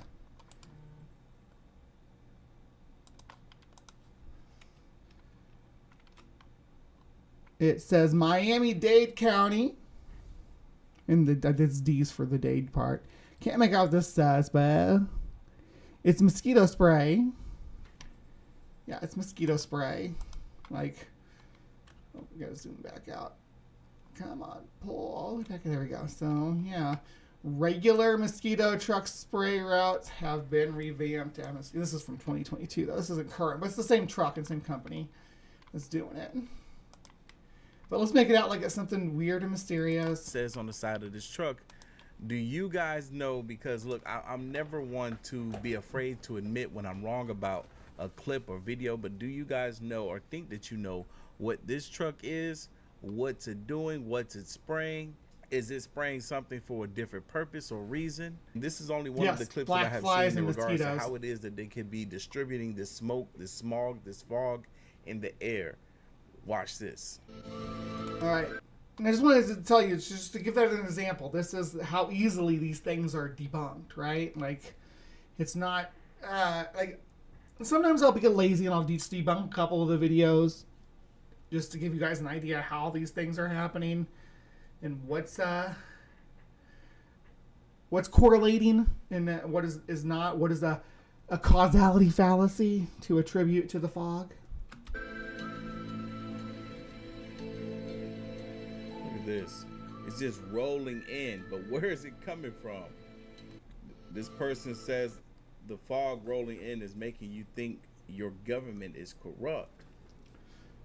What does the fog bank have to do with the government? Fog is a thing. We've seen fog banks roll in before. This isn't a new phenomena. I guess what is a new phenomena is like what we were talking about before. With the polar vortex causing strange weather patterns, maybe people who haven't seen a fog bank in their area for a while are experiencing it for the first time, or they're just able to capture it on video for the first time. And again, everybody now has high definition video on their phone, which makes things look a great bit different than what it did than what it did even 5 years ago.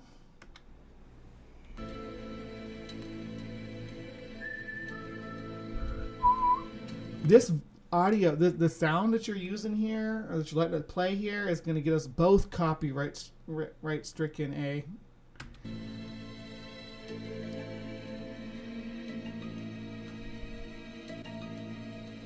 Now, let's be honest, as we I like that blue light though.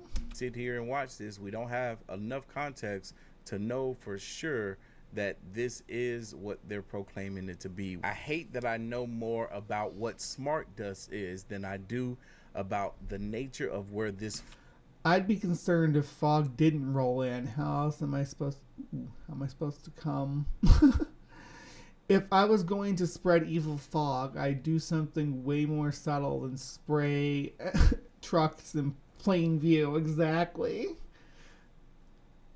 I'm an orgamist.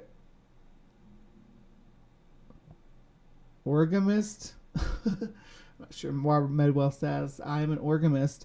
I think I could make an awesome foil hat. Oh, an origamist. An origamist. There we go. Fog came from. People are saying that it's nothing like they've ever seen or experienced before. It has some sort of thick particles. Sandy says maybe the aliens are dumping their holding tanks. Giggles. Yeah, it's alien waste within it that are making people sick, but no one seems to have an understanding of where it came from. And I haven't seen anyone, and I mean anyone, no news source, no media speak on it. If y'all have any news clips whatsoever of them posting, if I have to cut it out, I will. I mean, YouTube gives me that option to just cut it out, and I'll just cut the whole thing out, because she watches the video again without the sound with this guy talking over, which I'm much more interested in than the people who are recording it going, "Whoa, what's up? What's going on here?" or whatever over the top of X-Files soundtrack. Or talking about this fog, please share it with me, because I just want to hear what they have to say about it. All right, now this is what I saw in regards to mold or hair growing on animal feces once it gets in contact with this fog. This mold is springing up this fast, but what you're finding is all over the UK, all over Canada, all over the United States. And so when I realized, when the Lord opened my eyes and let me realize. When the Lord opened my eyes. This is the new holding a gas lighter onto a snowball and being like, look, it leaves black and the snow's not melting. And that there is an association with the fog and the moisture.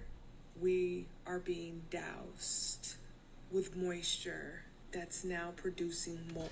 The Ballad of Geordie Verrill from Creepshow. Y'all remember that? That's what's gonna happen. Everything's covered in the mold. But this is what I want to let you know. So I was wondering, okay, can this stuff be purposefully, if that's how you say it, cultivated? Can you do this on purpose? Can you create this type of stuff? See, that's that. Like, you got to remember, when you see that in mold, it's not even the organism. The organism's inside. Like, if it's a dog turd, there's the mold. The mold is living inside of it. What you're seeing right there is what they call a fruiting body, which just breaks the surface to spore. That we're seeing in those videos, and I've seen it talks about oxygen. Slime mold's not actually a mold, though. Slime mold is like sort of the the common ancestor. It's a sister clade to animals and fungi. It kind of bridges us a little bit. After the fog, hair-like mold grew on the ground. I can require oxygen to grow, and potential allergic or toxic effects. Did you hear someone coughing from breathing? Since the fog yesterday. That's what's up. I can't say it, but you can say it. What do you think it is? Y'all probably saw that look of shock on my face just now, and it's because I just came to the realization that I have some friends that are sick. Mind you, this is the season of catching colds and flus and whatnot. Oh, at least you acknowledge that. But I sent them these videos asking them, I'm like, hey, have y'all come in contact with this fog at all? because a buddy of mine had to admit himself into the hospital last night, and some of the symptoms that they're saying that are caused by this fog, they also have, even though those symptoms are of the common cold. But at the same time, we can't rule out the possibility that they have something other than the common cold with this thing being in the air. So I just watched a bunch of different TikToks from a bunch of different people who live in a bunch of different states, and they're all saying that they have fog, and they're all saying it hurts their throat and it gives them... Beware the fog and it hurts their throat. Who doesn't pick up their dog shit? Just nasty ass.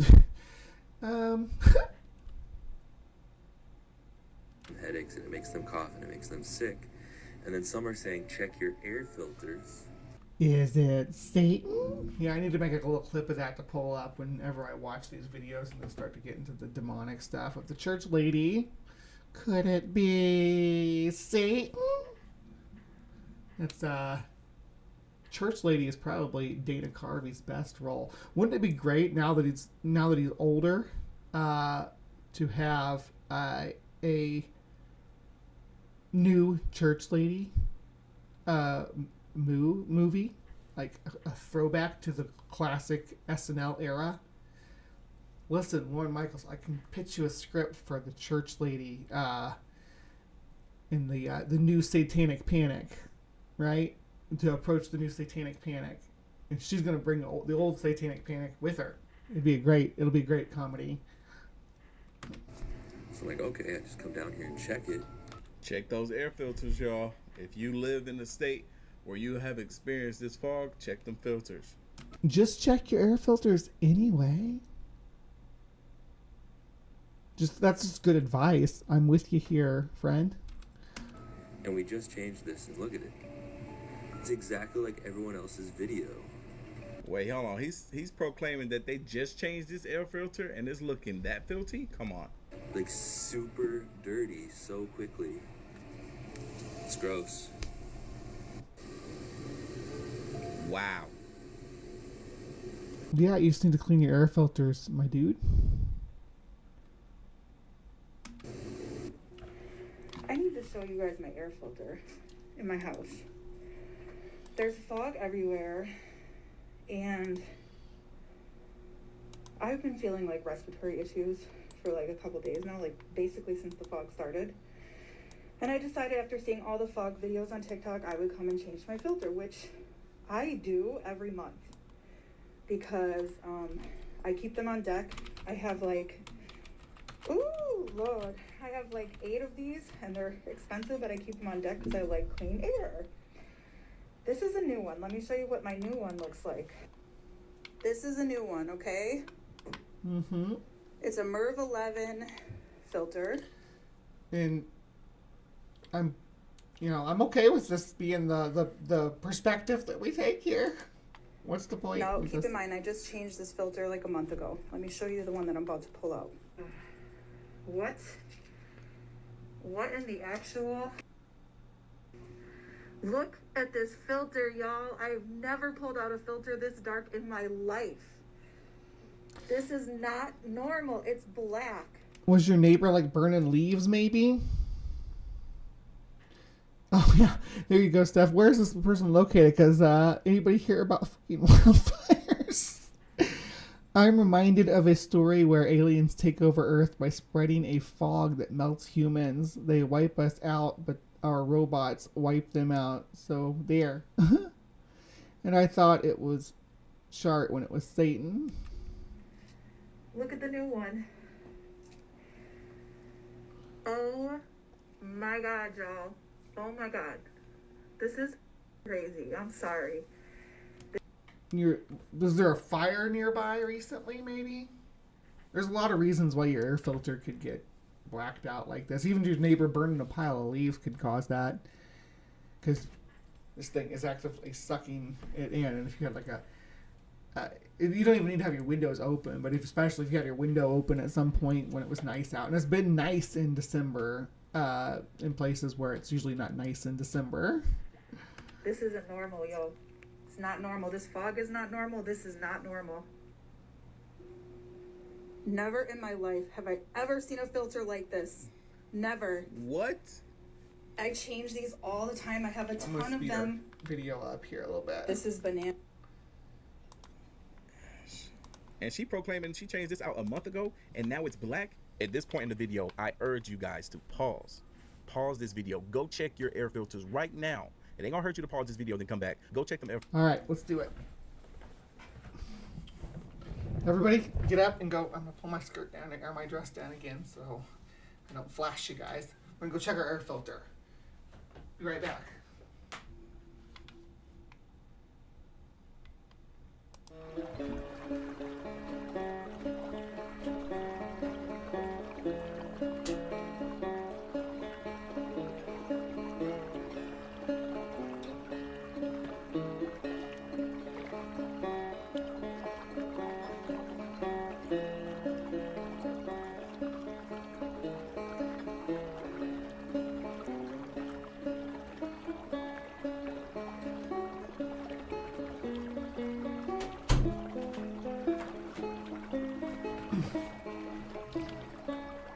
All right, it's good. We are good. The air filter is good, y'all.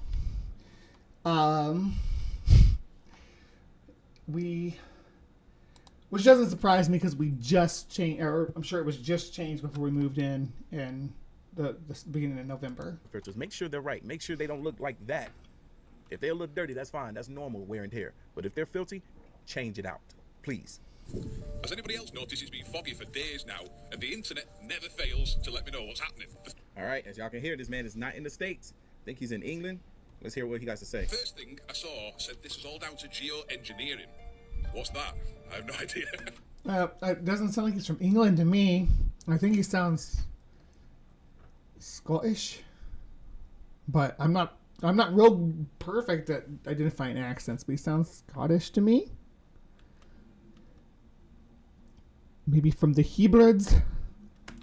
Another thing I saw said it's down to chemtrails. If you don't know what chemtrails are, if you look at an airplane flying over. And when I think that, how could? Yeah, I wonder if she has a furry pet that's shedding this time of year or something. Yeah, putting on its winter coat. Excuse me. And you see like water vapor coming out the back. A lot of people believe that's something dodgy by the government.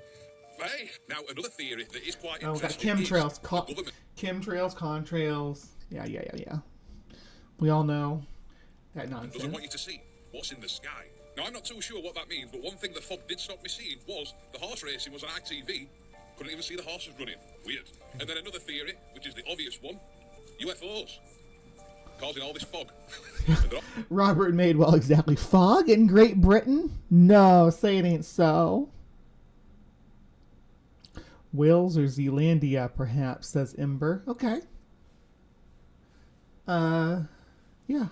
It very well could be. There's too much roll for Zealandia, but I say Wales, maybe. There are some people saying it could just be fog. A lot of different opinions. What do you think's causing all this fog? Now that's an interesting theory. The thought that this fog could be caused because there's something in the sky that they don't want us to see. Think about this. Think about this for a second. What if they're using this as an experiment? Let's put this thick, hazy fog out here that is not only harmful, but can kind of blind people from what is really going on. Let's put enough of it. But there's going to be... Like, that's not a perfect cover, though. Fog is kind of... it's hard to control because there's natural weather patterns, right? That's why it was like this bizarre thing having that little... There was a little cloud floating over our pool. It was really cool. But having the ability to maintain that over a specific area for a specific amount of time during the winter while the polar vortex is dipping would be very, very difficult. But out here, just to kind of test the waters, because people going to use social media and let it be known how they feel about this fog, especially if they make it to where it's noticeable that it's not a normal fog, right? They put it out there. Now they have tested the waters. Now they got the feedback from us, the people. Now they can issue out whatever thing that they're trying to do. So now they got the skies covered, at least enough of the sky, so that they can fly above the fog, so they can do whatever malicious thing that they intend on doing that they don't want us to see. They got the feedback that they wanted and needed now. Now it's time for them to execute. alleged. This is all coming from. What would they be doing up there? What is the nefarious business that they're up to? Bigfoot is too blurry to see the fog. Maybe the fog is actually the Bigfoots turned into their blur form, moving across the country. It's the great Bigfoot migration of 2025. Humans think entirely too much of themselves. I agree, Sandy. We the sheeple, says AR. Here he. From up here. This is not real. But nonetheless, it's still food for thought. Or, like he said, it could be the aliens. The aliens might have came down and spewed this fog out so that we can't see what they're up to. Or so that we can't see what they're doing anymore. Because what if these drones and these orbs in the sky had something to do with these aliens? But now they're like, oh, they done caught on to us too much. They're paying too much attention to us. There's too much talk about us. Now we have to put some fog out there to kind of mask what we got going on in the sky above them. Another piece of food for thought. What do you guys think? Comment down below. Total chaos is unfolding in LA right now as 4 separate fires are tearing through the city, creating some Oh, you are aware of the fires, but you haven't put these points together yet. Haven't made that connection yet. absolutely apocalyptic scenes. Tens of thousands of people are being told to urgently evacuate and head to the coast for safety. I've seen your patients being wheeled across smoky streets, beds and wheelchairs filling up a car park in Pasadena, people racing to evacuate their homes but then being forced to abandon their cars due to major traffic jams. And then you have bulldozers being forced to clear these cars by smashing them off the road. Passengers leaving LAX posted aerial views of the fire in Pasadena, which CNN report is ripping through an area equivalent to 5 football fields per minute due to strong winds of 60 to 80 miles per hour. Firefighters over the radio say that they're running out of water in some of their hydrants. Looks like we're leaving McDonald's in 2024. And these fires are not discriminating because Hollywood celebrities are being seen fleeing their multi-million-dollar homes as these fires destroy some of the most expensive land. Yeah, I've seen karma come after some people like James Wood. Kill them all, leave none alive. James Woods, losing all his property. So Mel Gibson, famous anti-Semite. So maybe this is like with the wildfires. People will be like, "Oh, this is God's retribution for the woke." It's crazy. It's like, well, then what was the hurricanes and all that? This is just climate change stuff that we need to deal with. Houses in the entire country. As this situation develops, I'll keep you guys updated. Never thought I would say this before, but those poor rich people, man. And alongside with all the other people that were affected, this just hit my feed. This is news to me that I'm hearing for the first time right here, right now. What in the world was that? Watching Fox News coverage of the Eaton fire, there is this light that goes from the fire, as you can see here, and it zips across the screen out of range. I don't know what we all just witnessed. I wasn't the only one that saw it. There are many other people online that have screen recorded this. It is super weird. Did you see it? What do you think it is? Bro, what? Y'all, we're only 7 days into the new year, and there's been so much stuff that has happened. Was kind of interesting. Weird, Hold on. Strange how many things have happened here. And what do you think it is? There are many other people online that have screen recorded this. It is super weird. Did you see it? What do you think it is? Bro. Other people online that have screen recorded this. It is super weird. Don't know what we all just It witnessed. I changes was the only one that saw it. There trajectory. are many other people online that have screen recorded this. It is super weird. Did you see it? It's what do you think it is? Bro, what? Okay, I'm pretty sure what we're looking at here is a plane dropping a load of water and dipping down. But because I've got it going so fast and she's got it sped up too, it looks like it's going a lot faster than it is. But I really do think. Yeah, we're only 7 days into the new year. I want to slow things so much down. stuff that has happened. This was weird, man. This is strange how 50%. many things have happened, man. And What do you think? Weird. Did you see it? What do you super weird? Did you see it? What do you think it is? Bro, what? Think weird that a screen thought there are See if we slow it many down other to people flying online plane that speed. that saw it. There are many other people online that have screen recorded this. Other people online that have screen recorded this. I think I've got this. I really do. I think that what we're looking at here is a plane flying over that's just been sped up by about 50%. And then we were watching it at 1.5, so it was going a lot faster. It is super weird. Did you see it? What do you think it is? Bro, what? Yeah, we're only 7 days into the new year, and there's been so much stuff that has happened. This was weird, man. This is strange. How many You things? think it was a gay frog, Steph? That's a very real possibility. They're known to burst into flames and soar through the sky. That's why they call them flamers. Have happened within this new year. It doesn't even feel like it's been 7 days. It feels like it's been a few months that we have been here already. Oh my God, this is gonna be a long year. This is gonna be a real long year. All right, here's a theory. I'm just throwing this out there. What if this is an alien attack? What if that's what that was? That was a spacecraft that flew up out this dang on fire after it caused the fire. Like, y'all know I want to see aliens so bad. Just look. I got problems. I know. I understand. I love aliens. Aliens are real. Just leave me alone, okay? Now, this next video was sent in to me from one of my viewers out in Thailand. Right. They Here we caught go. something in the sky, and whatever this Thailand. object is, it's just sitting in this one spot. So this is the 27th of December, located in Thailand. Thailand. I'm not going to say my city, but yeah, we're seeing it in Thailand. 27th Steph December, was reporting this even in Thailand, too. they got the orbs. 2024. Oh my god. We have a pretty clear. Pretty sure that's Venus. Oh my god. We have a pretty clear image. We don't. Okay, Isn't that Venus? As low as you can. I mean, it's hard to tell which direction you're No signs looking. of propulsion. No visible or hearable noises. No sound, basically. Hey, it's square in shape too. That's new. But it's not really sharing in shape. It's pixelated. If you look, right, is it showing up for you guys? I can't tell. Showing up for me though, you can see more squares here too. It's just how zoomed in it is. It's just this is just a pixel. That's why it's square. Actually, I guess like no, it's just a pixel. Looking at the size. Wow. Wait, what was that? Did y'all notice? It got a nose. It's got a nose. Yo, that thing got a schnauzer on it. Boy. Look at that. It's Doug from the cartoon Doug. Wow. Look at it, it's moving. We have a close-up image of the object. It looks like a. The answer's always aliens. Of course it is, Maya. And good morning. Emanating blue lights, like a blue orbish color. Aw, come on now. Oh, I don't see any blue at all. I can't believe it. I see out of focus light that is very far away. Emanating 3 lights. Is it 3 lights?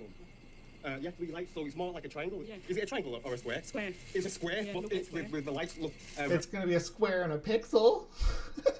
Presenting like a triangle, but it's actually a square in shape. A shape of a square. Look at my I screen, really like, do this think is, it's like, genuine Venus. excitement. So Thailand, 27th of December. Oh, any chat? Oh my god. Oh, look. So this is my little sister. Oh, I think I'm ไม่คิดว่าเป็นถ่ายอยู่นะเนี่ยไม่ได้ถ่ายอยู่นะ Look at it. It's a secret. They're really excited about seeing this planet. Oh my gosh.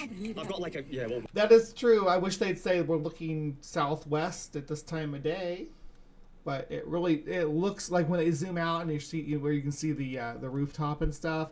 To me, it looks like they're looking at Venus, just the angle and everything. But again, I could be very wrong. Oh my gosh. It's just so fascinating how this object appears to be square and only sits in this one spot in the sky, almost as if it is also aware of their presence. Oh my gosh. This is Barry Paskin, back with the fog. Back with the fog. But this white powdery stuff is still coming. When you push it together, that is what you get. So, it is rainy sleet today, but the particles are still there between the water. And when you rub it, you can see, look, it's just this white. Is your car covered with gravel dust by chance? Because this looks like you drove through gravel dust and then drove through some fog. And it's got that chalkiness in the water droplets now. Now mingling, so whatever is mingling with the water, if that's normal rain to you, and you think that it's just mist, you seriously need to get your head tested. As far as I'm concerned, we are absolutely being poisoned. You seriously need to wash your car. This man out there in the UK says that the fog has ended, but the rain has met with the current fog that was in the air and created this white liquid that is forming on this car, on this vehicle, and he believes that they're being poisoned. Oh man, it almost feels like the people of the UK. Amber says, I wonder if they realize a digital zoom function doesn't actually zoom. Yeah, expands the pixels. I mean, that's my understanding of how it works anyway. So when you expand the pixels so that they're as big as they can possibly be, the smallest points of light are going to appear as a square. Okay, and this is not necessarily tied into this situation here, but collectively it is. But they're feeling how we're feeling over here in America, where we feel like we can't necessarily trust that our government has our best interest at heart. Several other wire fells that I've seen from NASA Cinema. Maybe you remember this one from NASA Cinema, where you can see the wires unnaturally lifting the back of the astronaut's shirt, just like Buster Keaton. And a second wire bulges at his bum. Oh my gosh, is this guy a space denial person? I think he's done with the fog coverage. Well, maybe.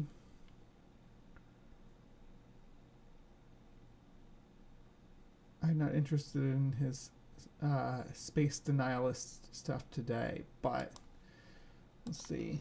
That's what they want us to believe. Oh, there you go. Hidden truth, or this is hidden truth about dinosaurs. The thought will never cross their brain to question that maybe it's not 70 million years old. I mean, I recognize that voice.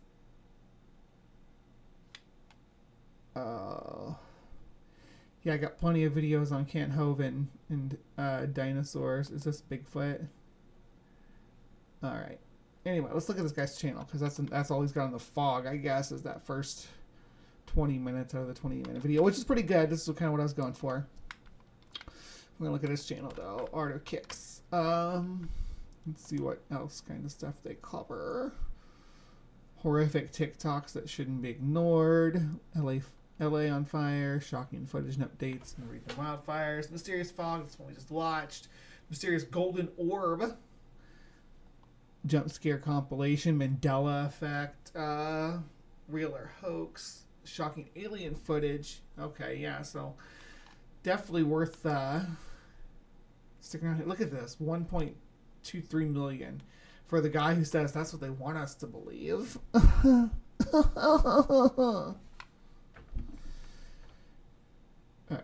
what do we got here? This was the one I decided not to watch. There's our mosquito truck.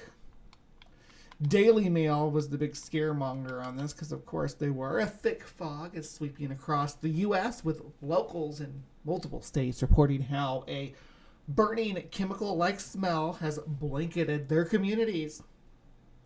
Concerned Americans have flooded social media with videos of what looks like white particles raining down and swirling in the air. Some witnesses have claimed the fog has triggered health symptoms similar to respiratory illnesses, and a Florida resident told the DailyMail.com that they stopped at a gas station for about 10 minutes and began feeling ill. Within about an hour, I kept sneezing over and over for about 3 hours, and my eyes were really puffy, she said. In Florida right now, there's some stuff that's actually pollinating because it's in a tropical climate. I don't know what part of Florida she's from, though, so it's hard to say because Florida goes through three biomes, or three latitude biomes or whatever, with the bottom of Florida being like tropical, subtropical, and then the very, very top being semi-temperate.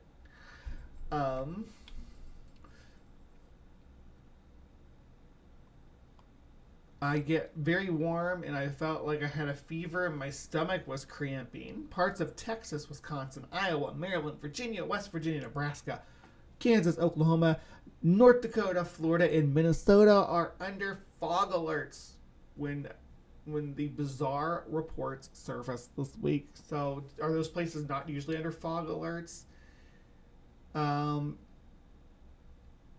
In this portion of the calendar, I mean, similar experiences have also emerged in parts of Canada and the UK, sparking widespread concerns. Conspiracy theories are running rampant, with people suggesting the fog could be a kind of chemical weapon or is related to the drones that mysteriously plagued the nation in December. And that was another nonsense thing. The drones were not a thing. Like, they were a thing, but like nothing conspiratorial about them. They're just people flying drones. That happened to me at Buc-ee's, says Robert Madewell. Why is Buc-ee's all of a sudden in my feed a whole bunch? I've been like hearing about, and I just like vaguely been aware of Buc-ee's before this week. Now everywhere I look, it's about Buc-ee's. Am I in the Matrix? Chemical fog. Chemical fog. Let's see. Well, weren't there drones that sprayed something? I seem to recall some videos of that somewhere. No idea of the validity though. Ask one X user. What? A Texas woman shared on X that her dog had been acting strange when it goes outside. She kept smelling the air. That's what a weird thing for a dog to do. Do dogs smell the air? Is that a normal dog behavior? Is that something that we've trained them and bred them to be able to do more and more efficiently throughout the centuries that we've been domesticating them? Some people getting all wild about this. What's behind the toxic fog? This is this little piece by Robert Bartholomew. Bartholomew? Over the past week, social media has been buzzing with reports of mysterious fog. We've already went over all that, so I'm going to jump down to what the explanation, because I like this poignant notion right here is social panic. What we used to call mass hysteria, but hysteria, and I said that earlier in the show, and I apologize if anybody or everybody has a problem with that term, but that's just what they called it in all the cryptid books that I would read when I was a kid. But yeah, social panic. While some nefarious agents may be lacing fog with chemicals intent on making Americans sick, a far more likely explanation is the fog is trapping air pollution, something that has been happening ever since humans began the industrial age. So why haven't similar outbreaks been reported in the past? There have been occasional scares involving appearances of mysterious fog, but national panics are rare. Anxiety surrounding odors, fog, have only become a major concern with the rise of social media coupled with fears over terrorist attacks in the U.S. In this regard, the fog reflects our anxious age where one social media post can act like a match and spread fears that can have repercussions around the world.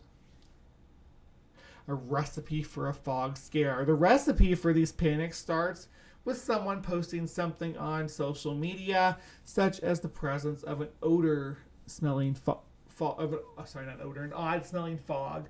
People begin to scrutinize their environment to confirm or deny this story. It is not uncommon for dense fogs to have an odor attached to it, and ordinarily most people would not pay much attention. But in the wake of social media posting, they too post about the strange fog in their area, which in turn prompts more people to pay more attention to their surroundings. And before long, you have hundreds or thousands of people posting about strange fog. This is a classic setup for mass sightings of everything from drones to Bigfoot. A key element is that ordinarily most people pay little attention to their surroundings, but once someone draws attention to it, they begin to monitor it more closely than they typically do.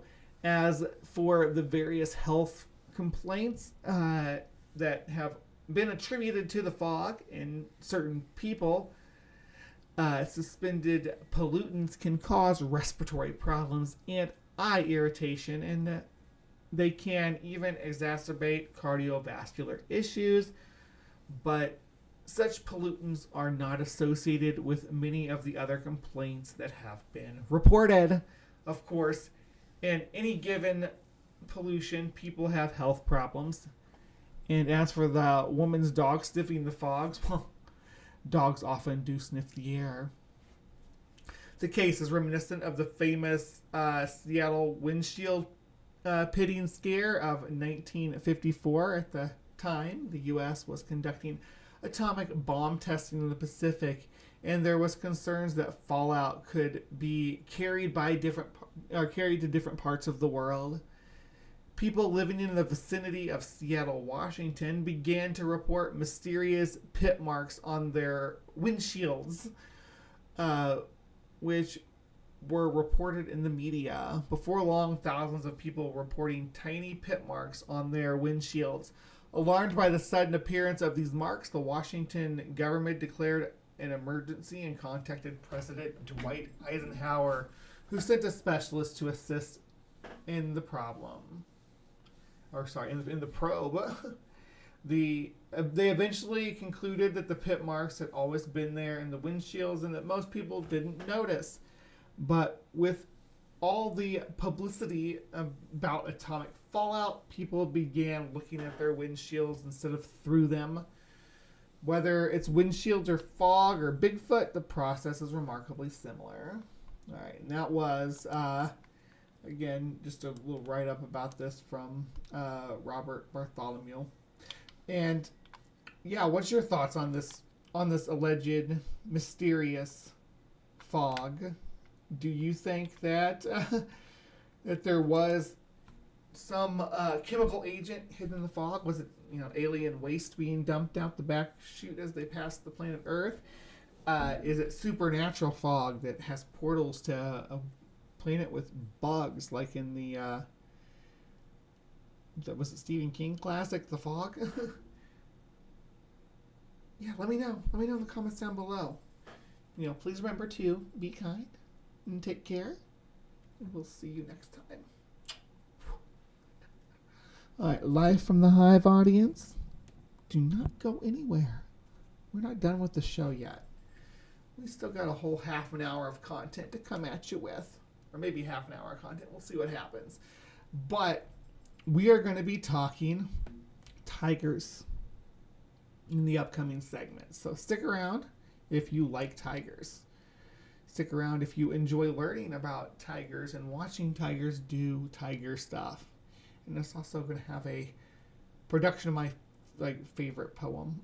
Maybe one of my favorite poems. I keep saying things are my favorite poem. I said The Raven was my favorite poem, which is probably true. But I'm also, ironically enough, and I'm not even kidding, I'm also quite fond of Green Eggs and Ham as a poem. So, take with it what you will. I'll be back in just a minute. Yeah.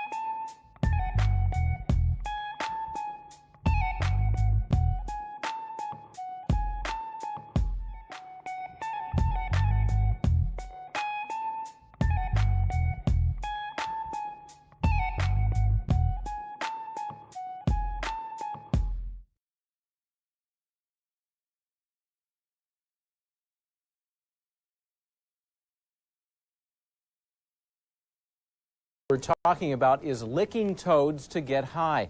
Now, for years, various Indians of Central America have ingested the hallucinogenic secretions of toads, but that practice, according to the Drug Enforcement Administration, is against the law.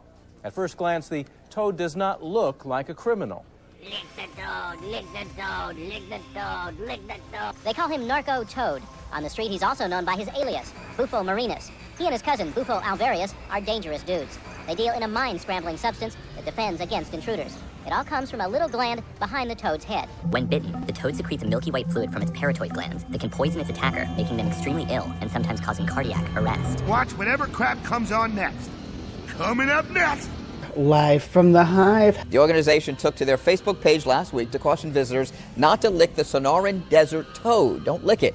If you're wondering why anyone would want to do that, well, let's explain. Apparently, this particular species of toad secretes a psychedelic toxin that leads to hallucinations if ingested, but can also make humans really sick, leaving people incapacitated for up to 30 minutes. Well, the NPS didn't say if a particular incident prompted their public service announcement, but a recent report from the New York Times says there has been an increased demand for the poison recently. Perhaps that's the reason the Park Service felt it necessary to remind visitors not to lick toads. Ew, gross, man.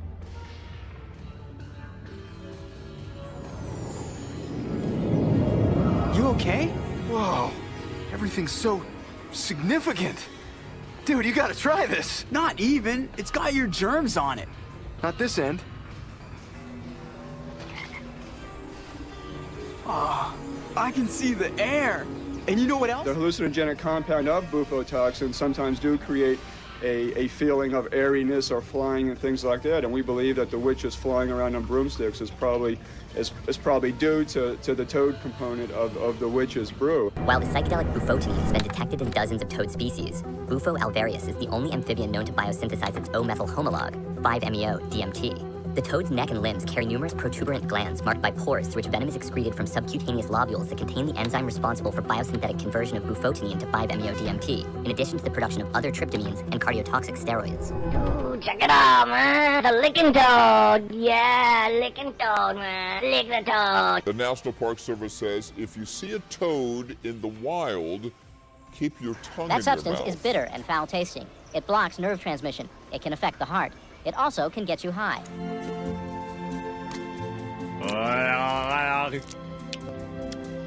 Nothing. Here we go. Yeah.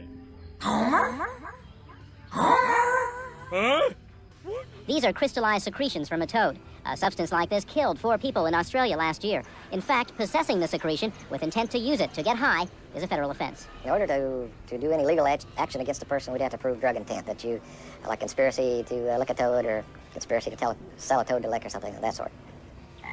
Anything yet? Are you sure you're licking right? Yeah. I don't get it. It's supposed to pack an awesome buzz. If you want to get one of these toads, forget it. The zoo tells us that Bufo marinus is restricted in California. The toad has been introduced in places like Florida, and it's done a lot of damage there. It's also a potentially dangerous toad, and certainly one you would never want to lick. Sylvia? Never. Ever. Ever. No. Okay, thanks.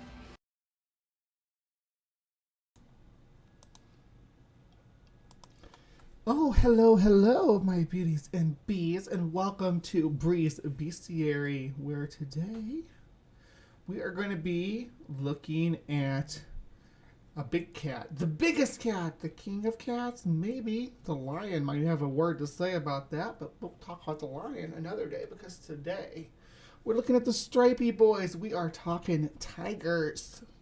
All right, so let's dive right into the topic at hand. The first thing I want to do is talk about a little poem here. Tyger. The tiger, and this is written purposely, Blake purposely wrote it in the old or Middle English style.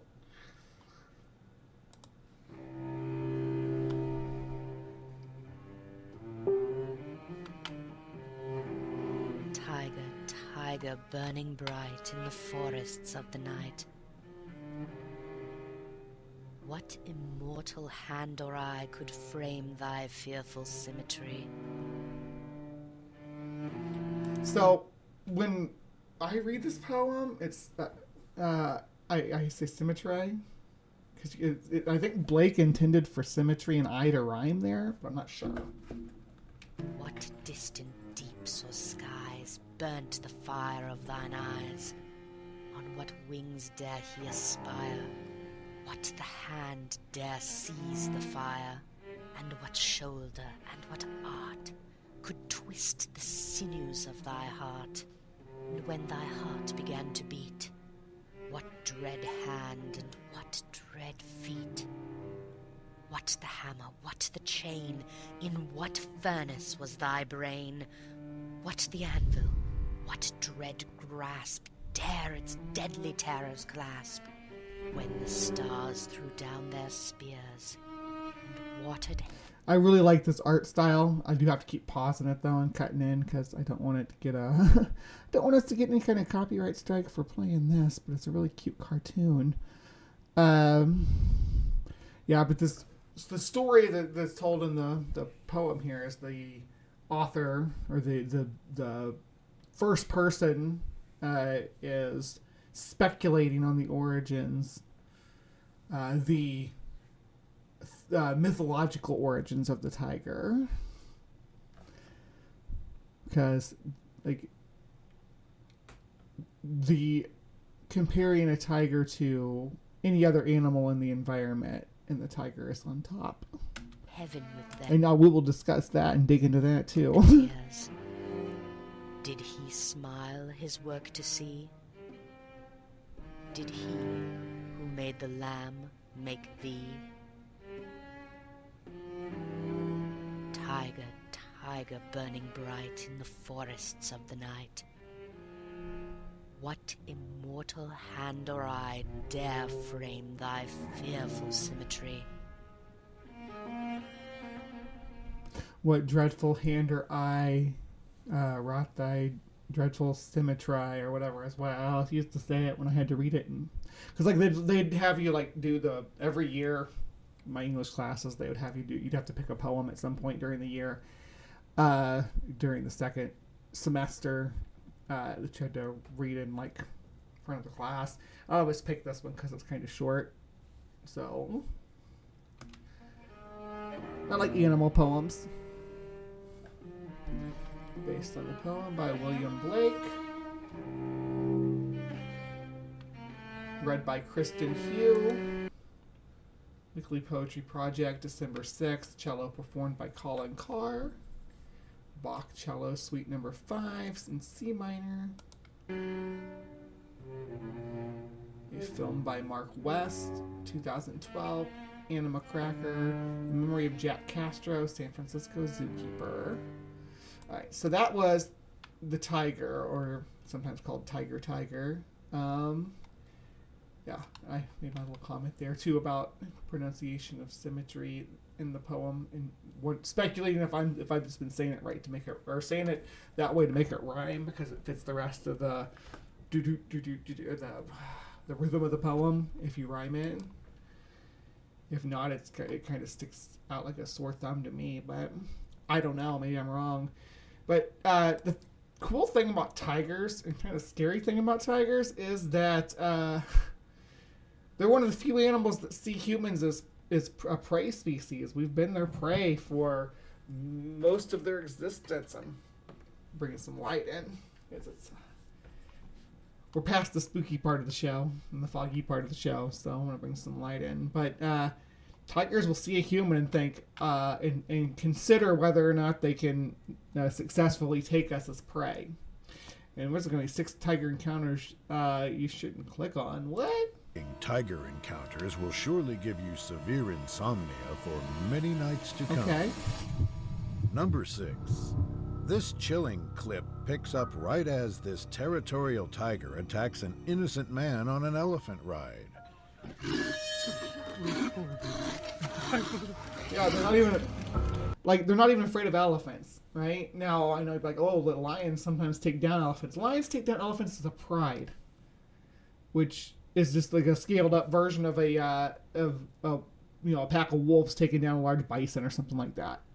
The tiger's alone here, and not only is it coming at a full-grown tusked elephant, but also a tusked elephant with a human sitting on top, who for decades now have worked together with firearms or bows or spears or things like that. Yeah. After its failed charge, the beast seemingly gives up and starts walking away when it suddenly changes its mind.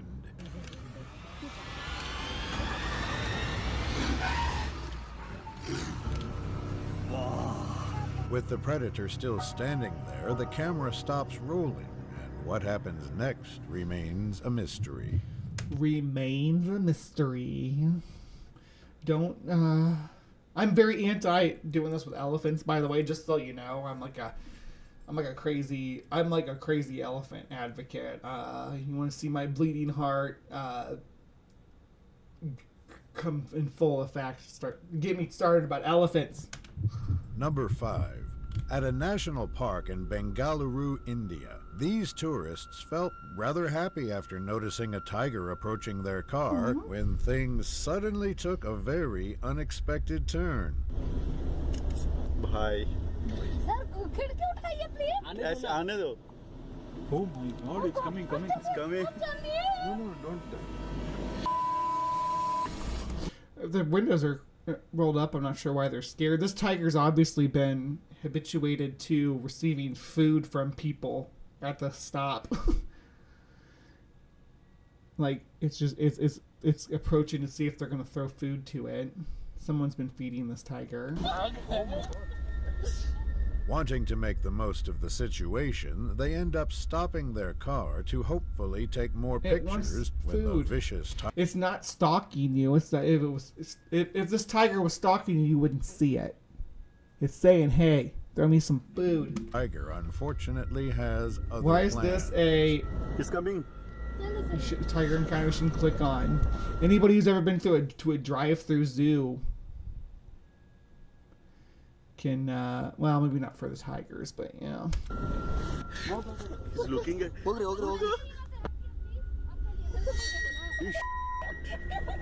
It's coming, right? Yeah. Say that. Fun. Feeling like they've seen enough, they finally decide to leave the tiger alone and move on with their expedition altogether. Number 4. On a seemingly average day, this unsuspecting man was doing his job trying to feed his domestic tigers when the... There's no such thing as a domestic tiger. At all. Unthinkable happened. Before anything, nothing... There's tamed tigers. Trained tigers. Seems out of the ordinary, as the man can be seen feeding some milk to a tiger cub, as he usually does.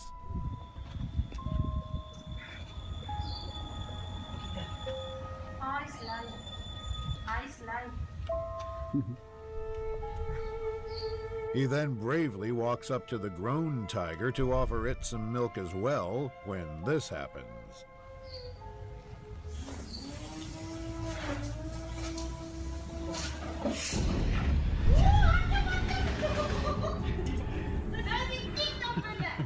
The only people who don't understand what happened here are people who have never had a cat in their home. This tiger is playing. Look at its tail. I memean, the guy's moving away because the tiger could potentially hurt you when it's being rowdy like this. But even the way it was sitting on the thing made me feel like it was about to get rowdy and get playful. Most likely fearing for his friend's safety, the man recording quickly runs to the other side of the enclosure to see what's going on. Knocking on Sumami's door.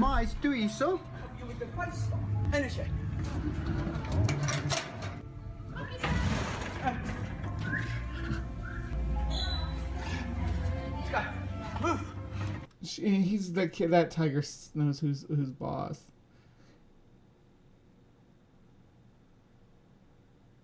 Yeah, just the tail motion makes me think it was playing the swishing tail. When they're actually aggressive, the tail is usually more stable and down and swooped down in big cats. But yeah, he's too much for the guy, so that's why he moves away. Oddly enough, things seem to... Yeah. Yeah, it would have been... Slowly walking away, maybe be better, but... have suddenly calmed down as both men re-enter the enclosure, go on with their business as originally planned. Number 3. In Corbett National Park, a group of friends had... Named for Jim Corbett, the famous tiger hunter. Famous tiger and leopard hunter. I've never owned a cat, says Maya. Yeah, they get rowdy, they'll bite and scratch. But that's how they play with their like litter mates and their family and stuff. So it's, for them, it's like, aw. You want to feed asparagus to mommy? She ain't Their kidding. calming expedition turned into a legitimately dangerous situation when a female tiger decided to closely follow them around. In the beginning, Another tiger that's behaving like it's been fed by people. This is why you don't feed wildlife. the camera immediately starts recording when they notice the predator walking right towards their vehicle from the road up ahead. You've only been owned by cats, says Fox.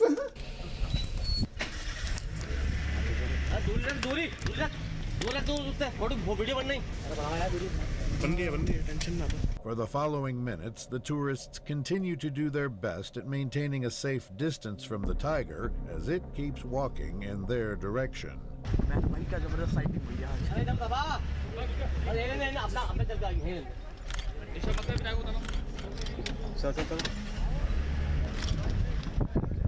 At some point, a second car full of tourists decides to join the scene and get a closer look of the predator, but they very quickly regret their decision. Do they, though? It's literally just begging for food. It's saying, hey, when people drive through here in these trucks, they usually throw food to me. So you're going to go ahead and do that now?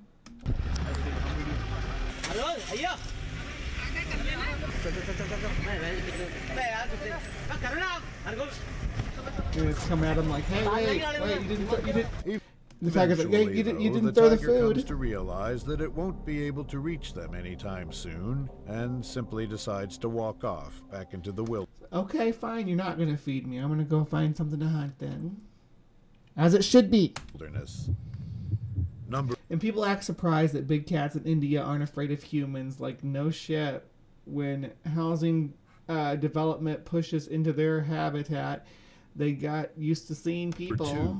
At Ranthambore National Park, a group of tourists had their day take a rather sharp turn when they came across a male tiger just trying to mind its own business. Yeah? The clip starts off as they pull out their cameras after spotting the predator walking out of the forest up ahead.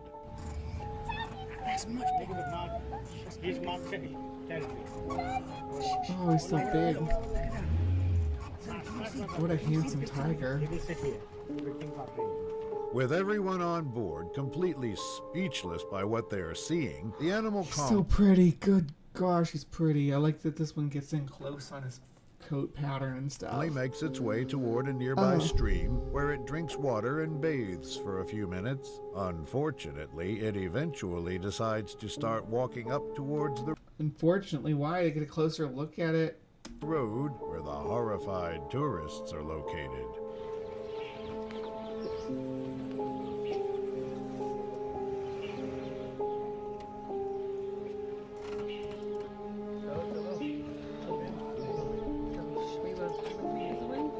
With the tourists in the car up ahead now seriously worried for their safety, the tiger... They're just taking pictures, my dude. Luckily decides to walk back down into the forest. And this is also another situation where it looks like the tiger might have been habituated to people. Number 1. At the start of this clip, nothing seems unusual as two men in their parked car appear to be observing something in the bushes up ahead. अब बता ये बच्चा है ये बच्चा है हाँ ये बच्चा है छोड़ा देंगे अब बच्चे बताना बेटा आराम से ये आई ये आया बच्चा आ गया Guy in the motorcycle is going. Eventually, a motorbike can be seen driving past them when this happens. ये छोड़ा वाला बच्चा इसके पीछे बोले जाए Is that a tiger or a leopard? A little small for a tiger. Completely shocked by what they've just witnessed.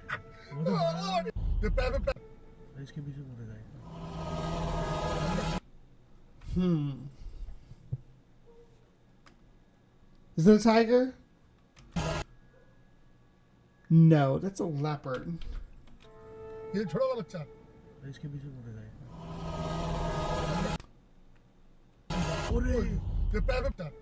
इसके पीछे बोले जाए I think that's a leopard. Anybody else think that's a leopard? Anybody in the comments think that's a leopard? Let's see, leopard. Leopard. No one else has identified that as a leopard. I might be wrong. I can be wrong too. I'm only human. This happens. ये छोड़ा वाला बच्चा We're gonna slow this way the hell down. ये पैर पे पूरा पैर पे Watch it.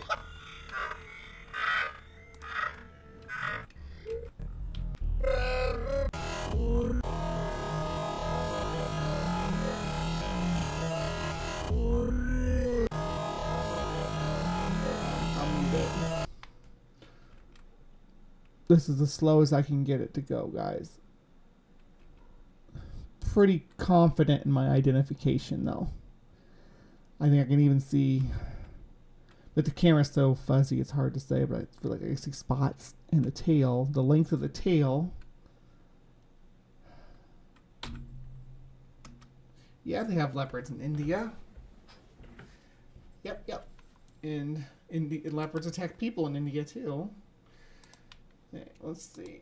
We got another one here, and this one's kind of famous.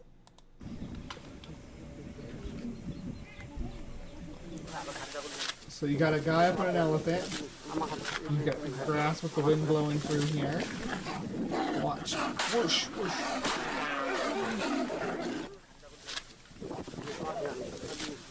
He's about to have a bad day. Look at this. This guy's about to have a bad day. Yikes. He got wounded too.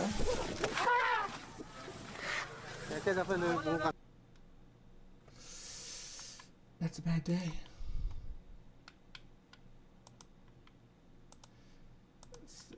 This was actually a man-eating tiger here, captured. Well, it was eating a woman, but listen to that roar. Amazing roar. Yes. India does in fact have lions, tigers, and bears. Oh my. They really do. And leopards.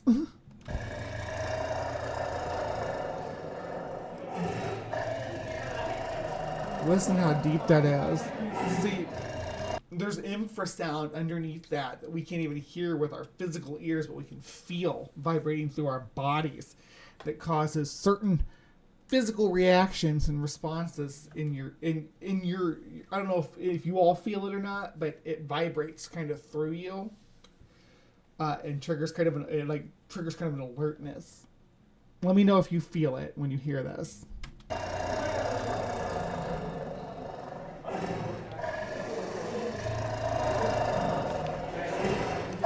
Feel it?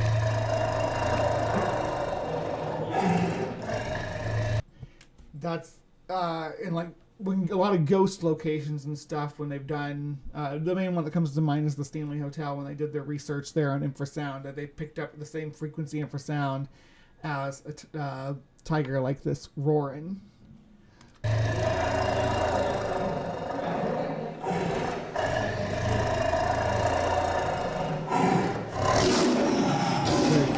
You feel it? Let me know. I'm not opposed to having a placebo effect to it, but I'm like purposely trying to focus in on feeling that as opposed to hearing it. I kind of would want to know, because my ears are still picking it up. It's sending, I don't know. It's hard to explain, but maybe let me know if you have this sensation too. Let's. I'm gonna move right down the list though, because we got all extinct species of tiger here. Today we have all the extinct tiger subspecies. Now before we move on, don't forget to like and throw us a sub. As it stands today, there are only 6 tiger subspecies left. I'll do that. The Bengal tiger, Indo-Chinese tiger, Sumatran tiger, Siberian tiger, Malayan tiger, and the South China tiger, all of which are considered endangered to critically endangered. But we hope that with awareness we can change their fates, which is why today we will be talking about the Bali tiger, Javan tiger, and Caspian tiger, all of which are extinct. Bali tigers were believed to be extinct as soon as the 1940s.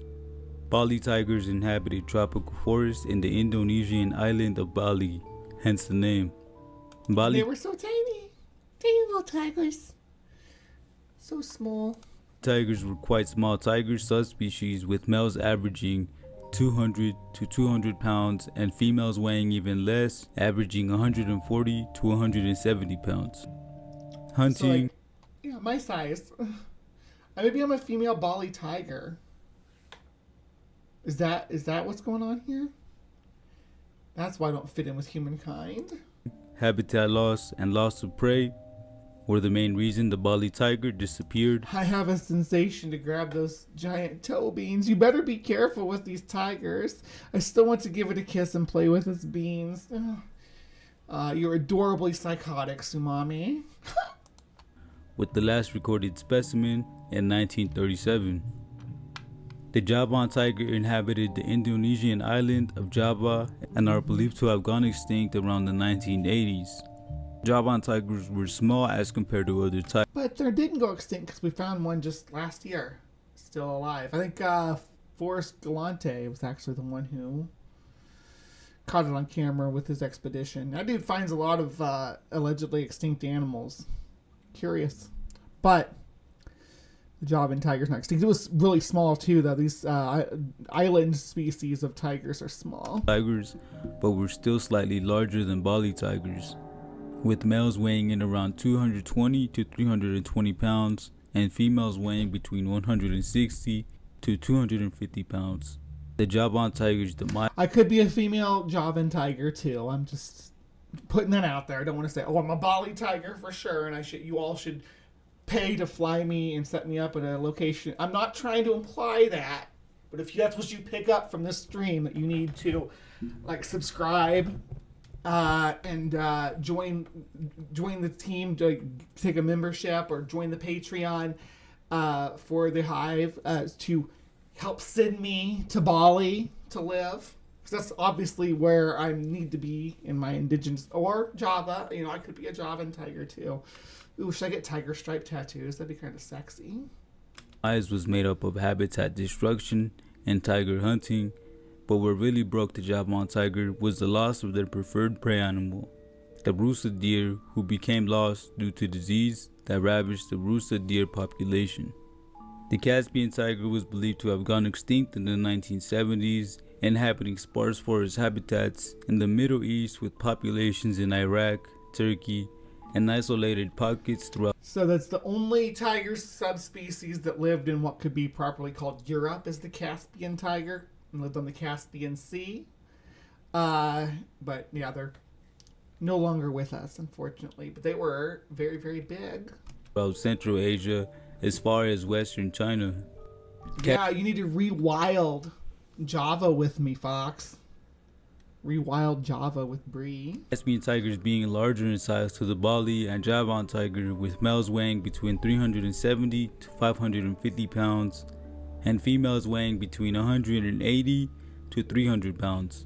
Caspian tigers went extinct due to a plethora of problems, from habitat destruction What did that to say? big tigers went extinct. Campaign tigers. What? Caspian. Due to a plethora of problems, from habitat destruction to being hunted by military personnel and sportsmen, to much like the Javan tiger, losing huge sums of their preferred prey to disease as hogs were dying out. All in all, a perfect storm which rendered Caspian tigers one of the largest cats to ever walk the earth, extinct forever. This is Animal Know-It-All. Thank you guys for watching. Yeah, watch my deadly claws, Sumami. Wow! I sound more like a mountain lion, though. Which is our indigenous here. I haven't seen one, though. You don't see them. You don't see them. If you do see them, you're in trouble. If you do see them, they're already on you. Let's go. I'm going to wrap up this show here in a second, but I did want to look at this, because I've been here before. We've talked about tiger subspecies, habitats, and such. But these are the different species of tigers and where they're found historically in current, historic and current range. The darker yellow here is the current range of the Siberian or Amur tiger. Current population 450. It's endangered, of course. But it exists in Korea, Russia and China. And you got the South China tiger. Current population 0. What?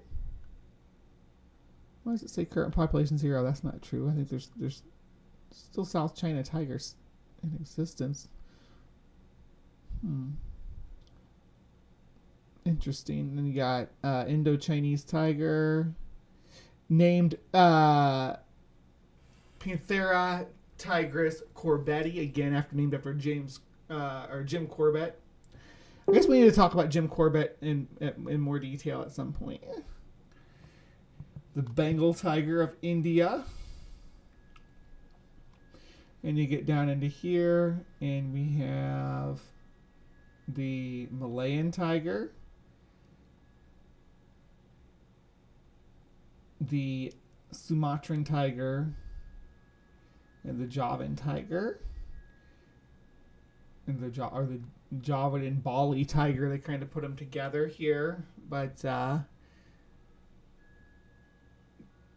it's weird to think of the Bali tiger as a subspecies of a subspecies, but that might be a good way to describe it, since it's genetically really closely related to the Javan tiger. Tigers live in a wide variety of habitats. According to World Atlas, these include the Indian tiger, tigers that live in tropical moist broadleaf and dry forest, subtropical moist broadleaf forest, evergreen forest, and even the mangrove swamps. In India, Nepal, and Bhutan, tigers live in subalpine forest. In Bangladesh, tigers live in mangrove forest. In Indonesia, tigers are found in montane and peat swamp forest. In Thailand, tigers occur in evergreen and deciduous forest. In Russia, tigers live in the cold Siberian temperate broadleaf, Korean pine, and mixed forest. In Myanmar, tigers live in subtropical rainforest. If you want to know more about tigers in an in-depth look at the species, Amazon has a mini encyclopedia, I guess. We're not going to worry about that, though. The largest of all the Asian big cats, the largest of all big cats. Let's just say it like that. The largest of all big cats. Tigers rely primarily on sight and sound rather than smell for hunting. They typically hunt alone and stalk prey. Their stripes act as camouflage in the long grass or woodland forest. They are seldom far from water.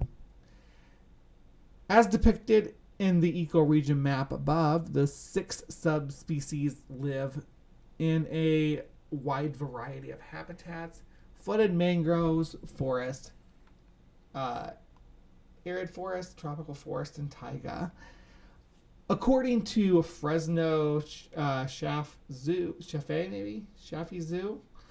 tigers usually attack prey from an ambush from the side or rear.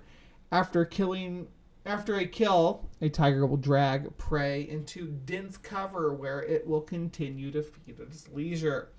Tigers drink frequently during a meal, so the prey is often hidden near water. All tigers readily enter water, and during the hot, dry seasons, tigers spend much of their day resting near streams, often lying or standing in quiet water to keep cool. There's no doubt that one of the greatest threats that they face is their need for a large, contiguous areas of habitat which support their requirements for prey and rearing of their offspring. The habitat loss that is mainly due to habitat degradation for agriculture. Climate change is also causing ocean levels to rise, reducing coastal habitat occupied by tigers. Felids are divided into 2 main groups. The purring cats I'm going to dispute this. The purring cats of the genus are genus felid. What? No, the purring cats. Okay, so it's not a genus. The genus Felis, and Panthera is not a genus either. Oh my gosh, I don't feel like I vetted this source very good, but usually Data Bayou is pretty accurate. No. Felis is a genus, but it's not the genus Felis and then the genus Panthera. They are subfamilies, Panthera and Felina, I guess would be the way to say it. Felines. Panthers and felines, but Panthera is the big cats. The roaring cats is correct. They are the roaring cats, but they can purr too. The difference is, because of the structure of their hyoid bone, they only purr breathing out. Whereas felines purr breathing in and out. And felines are not just the genus Felis. The genus Felis is the genus that like house cats are in. But there's more. There's dozens more genera of felids than just the genus Felis. Really weird take there. Animal know-it-all. Is that me? Am I an animal know-it-all? You better believe it. If it's animal stuff, I generally know it. And no, I'm just I do get pretty arrogant about it, but for the most part, I tend to be right. So it's not arrogance as much as it is skill, confidence in my skill. I'm actually leaving that site alone now because I didn't like that it gave me that misinformation. But yeah, I love tigers though. I love big cats. But one thing cats never do is pollinate. But canids do. And we'll talk about that next week. So don't miss next week's Breeze Bestiary. And we will be discussing that. But I definitely appreciate all of you for sticking around for this episode of Live from the Hive, where we explored the mysterious world of the tiger. Remember to be kind, take care, and we will see you next time. All right, Live from the Hive audience, thank you so much for sticking with me through the show. We had the Van Meter Visitor, the mysterious fog, and we wrapped things up with Tyger, Burning Bright. So, and again, yeah, next week I just gotta remember we're gonna talk about the Ethiopian wolf, which is yeah. Well, we'll get into it. It's gonna be interesting. I don't know what I'm doing next week for Cryptic Corner yet, but I know for the bestiary what I got on the menu. But yeah, that really annoyed me about the cat, about the Felis and Panthera thing. It was really, really poorly laid out there and incorrect. But I'm a stickler for phylogeny. Anyhow, yeah, I appreciate all y'all for hanging out with me this morning. Every Saturday morning I do this. That's at, let's see, 10:30 Eastern, 9:30 Central, 8:30 Mountain, and 7:30 Pacific. And yeah, it's not really a good time for anybody in the UK or Australia or anything like that, but it's a good time for us American and Canadian folks. When I say American, people from the US. USers. I don't know, I've always been taught to call ourselves Americans, but, you know, I'm proud to be an American. Like that, that is as in being someone from the US. So it's hard to break my brain of that. That's the way we're conditioned. I know it's not necessarily the right take on it because America is like 2 continents. But, you know, arrogance. Pretty soon we're going to have a Gulf of America too, apparently. But that's a topic for another show. But I will see you guys next week. You can tune into the premieres this week. We got, I don't think I've got, do I have it cut? I might have it cut. Hold on.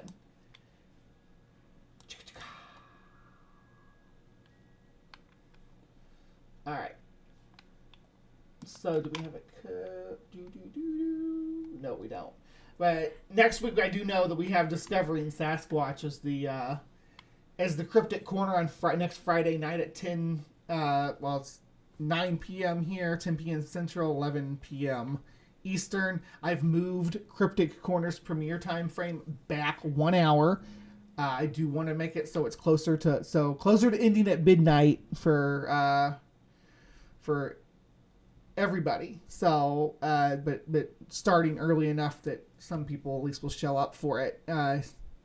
Last night's turnout was abysmal, but that's okay, because last night was the first time that with the new time, and I hadn't updated you guys that I was doing that. So yeah, if you like just hanging out with me and watching Cryptic Corner with me in the side chat, because I like to rewatch it back with a live audience and edit it down a little bit if I need to. But let me know if that's something you all are interested in seeing. If not, I'm just gonna stop premiering them and start just releasing them. And it's my own fault. I don't always show up for them, but it's on a Friday night, so a lot of times I get caught up doing stuff with my friends or my roommates or family or whatever. So yeah. No, no one owes me their presence here or anything. Don't get me wrong, Fox. It's just if y'all are interested in me continuing to do the Cryptic Corner Friday night premieres. And I will try to start showing up for them more. If not, I may just schedule them to release at that time so you can watch them at your leisure. But it's really up to the Hive. I might put out a poll. And see what you all think. So look for a poll in my community page. And does Blue Sky yet let you do polls yet?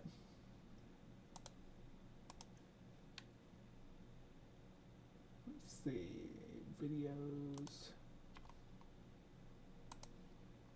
Pictures, GIFs, and emojis. No, there's no polls on here yet, so I won't do the poll on Blue Sky yet. Unfortunately, they don't have them yet. I'm not going back to Twitter.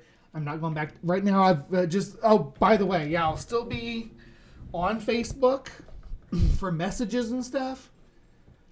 I am going to take a much-needed break from Facebook for the next, maybe a permanent break from Facebook and from Threads.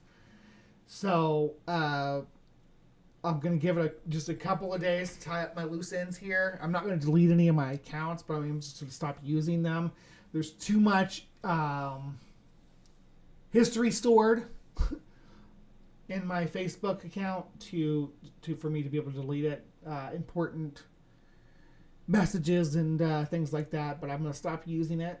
And I'm going to stop using Threads. I may delete Threads. Threads is starting to get as toxic as Twitter here the last few days, so I may be deleting that as well. Just to give y'all a heads up, if you've been following me on Threads, to maybe move it over to Blue Sky. And I'm always active on Discord. The Hive on Discord is not as active. I mostly just post memes and occasional pictures and stuff there.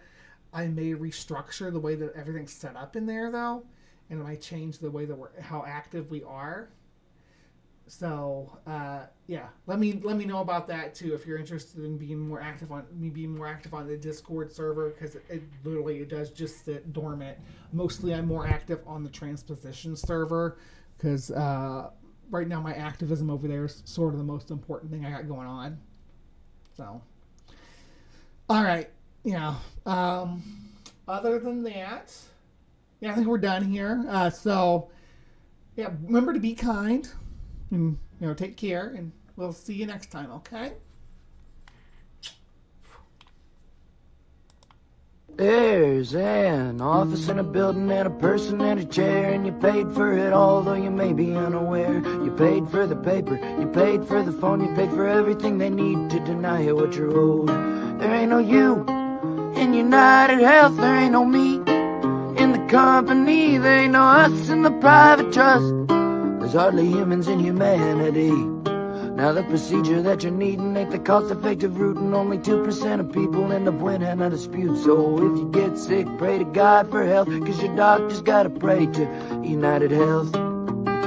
Way back in 77, Mr. Richard T. Burke started buying HMOs, putting federal grants to work, made 50 billion buckaroos. Last year, the Warren Buffett of health, the Jeff Bezos of fear. Now CEOs come and go, and one just went. The ingredient you got, bake the cake you get. But if you get sick, cross your fingers for luck, cause old Richard T. Burke ain't giving a fuck. Commoditized health, monopolized fraud. Here's the doctors we own and the research we bought. They own the pharmacies and a lot of the meds. They should start buying graves to sell us when we're all dead.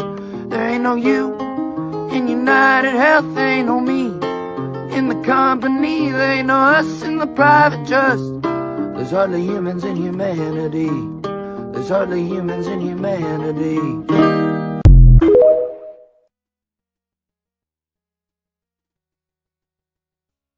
With all the noise, pseudoscience, and political rhetoric clogging the airwaves about transgender people, it can be difficult to understand what's really happening and what's really true.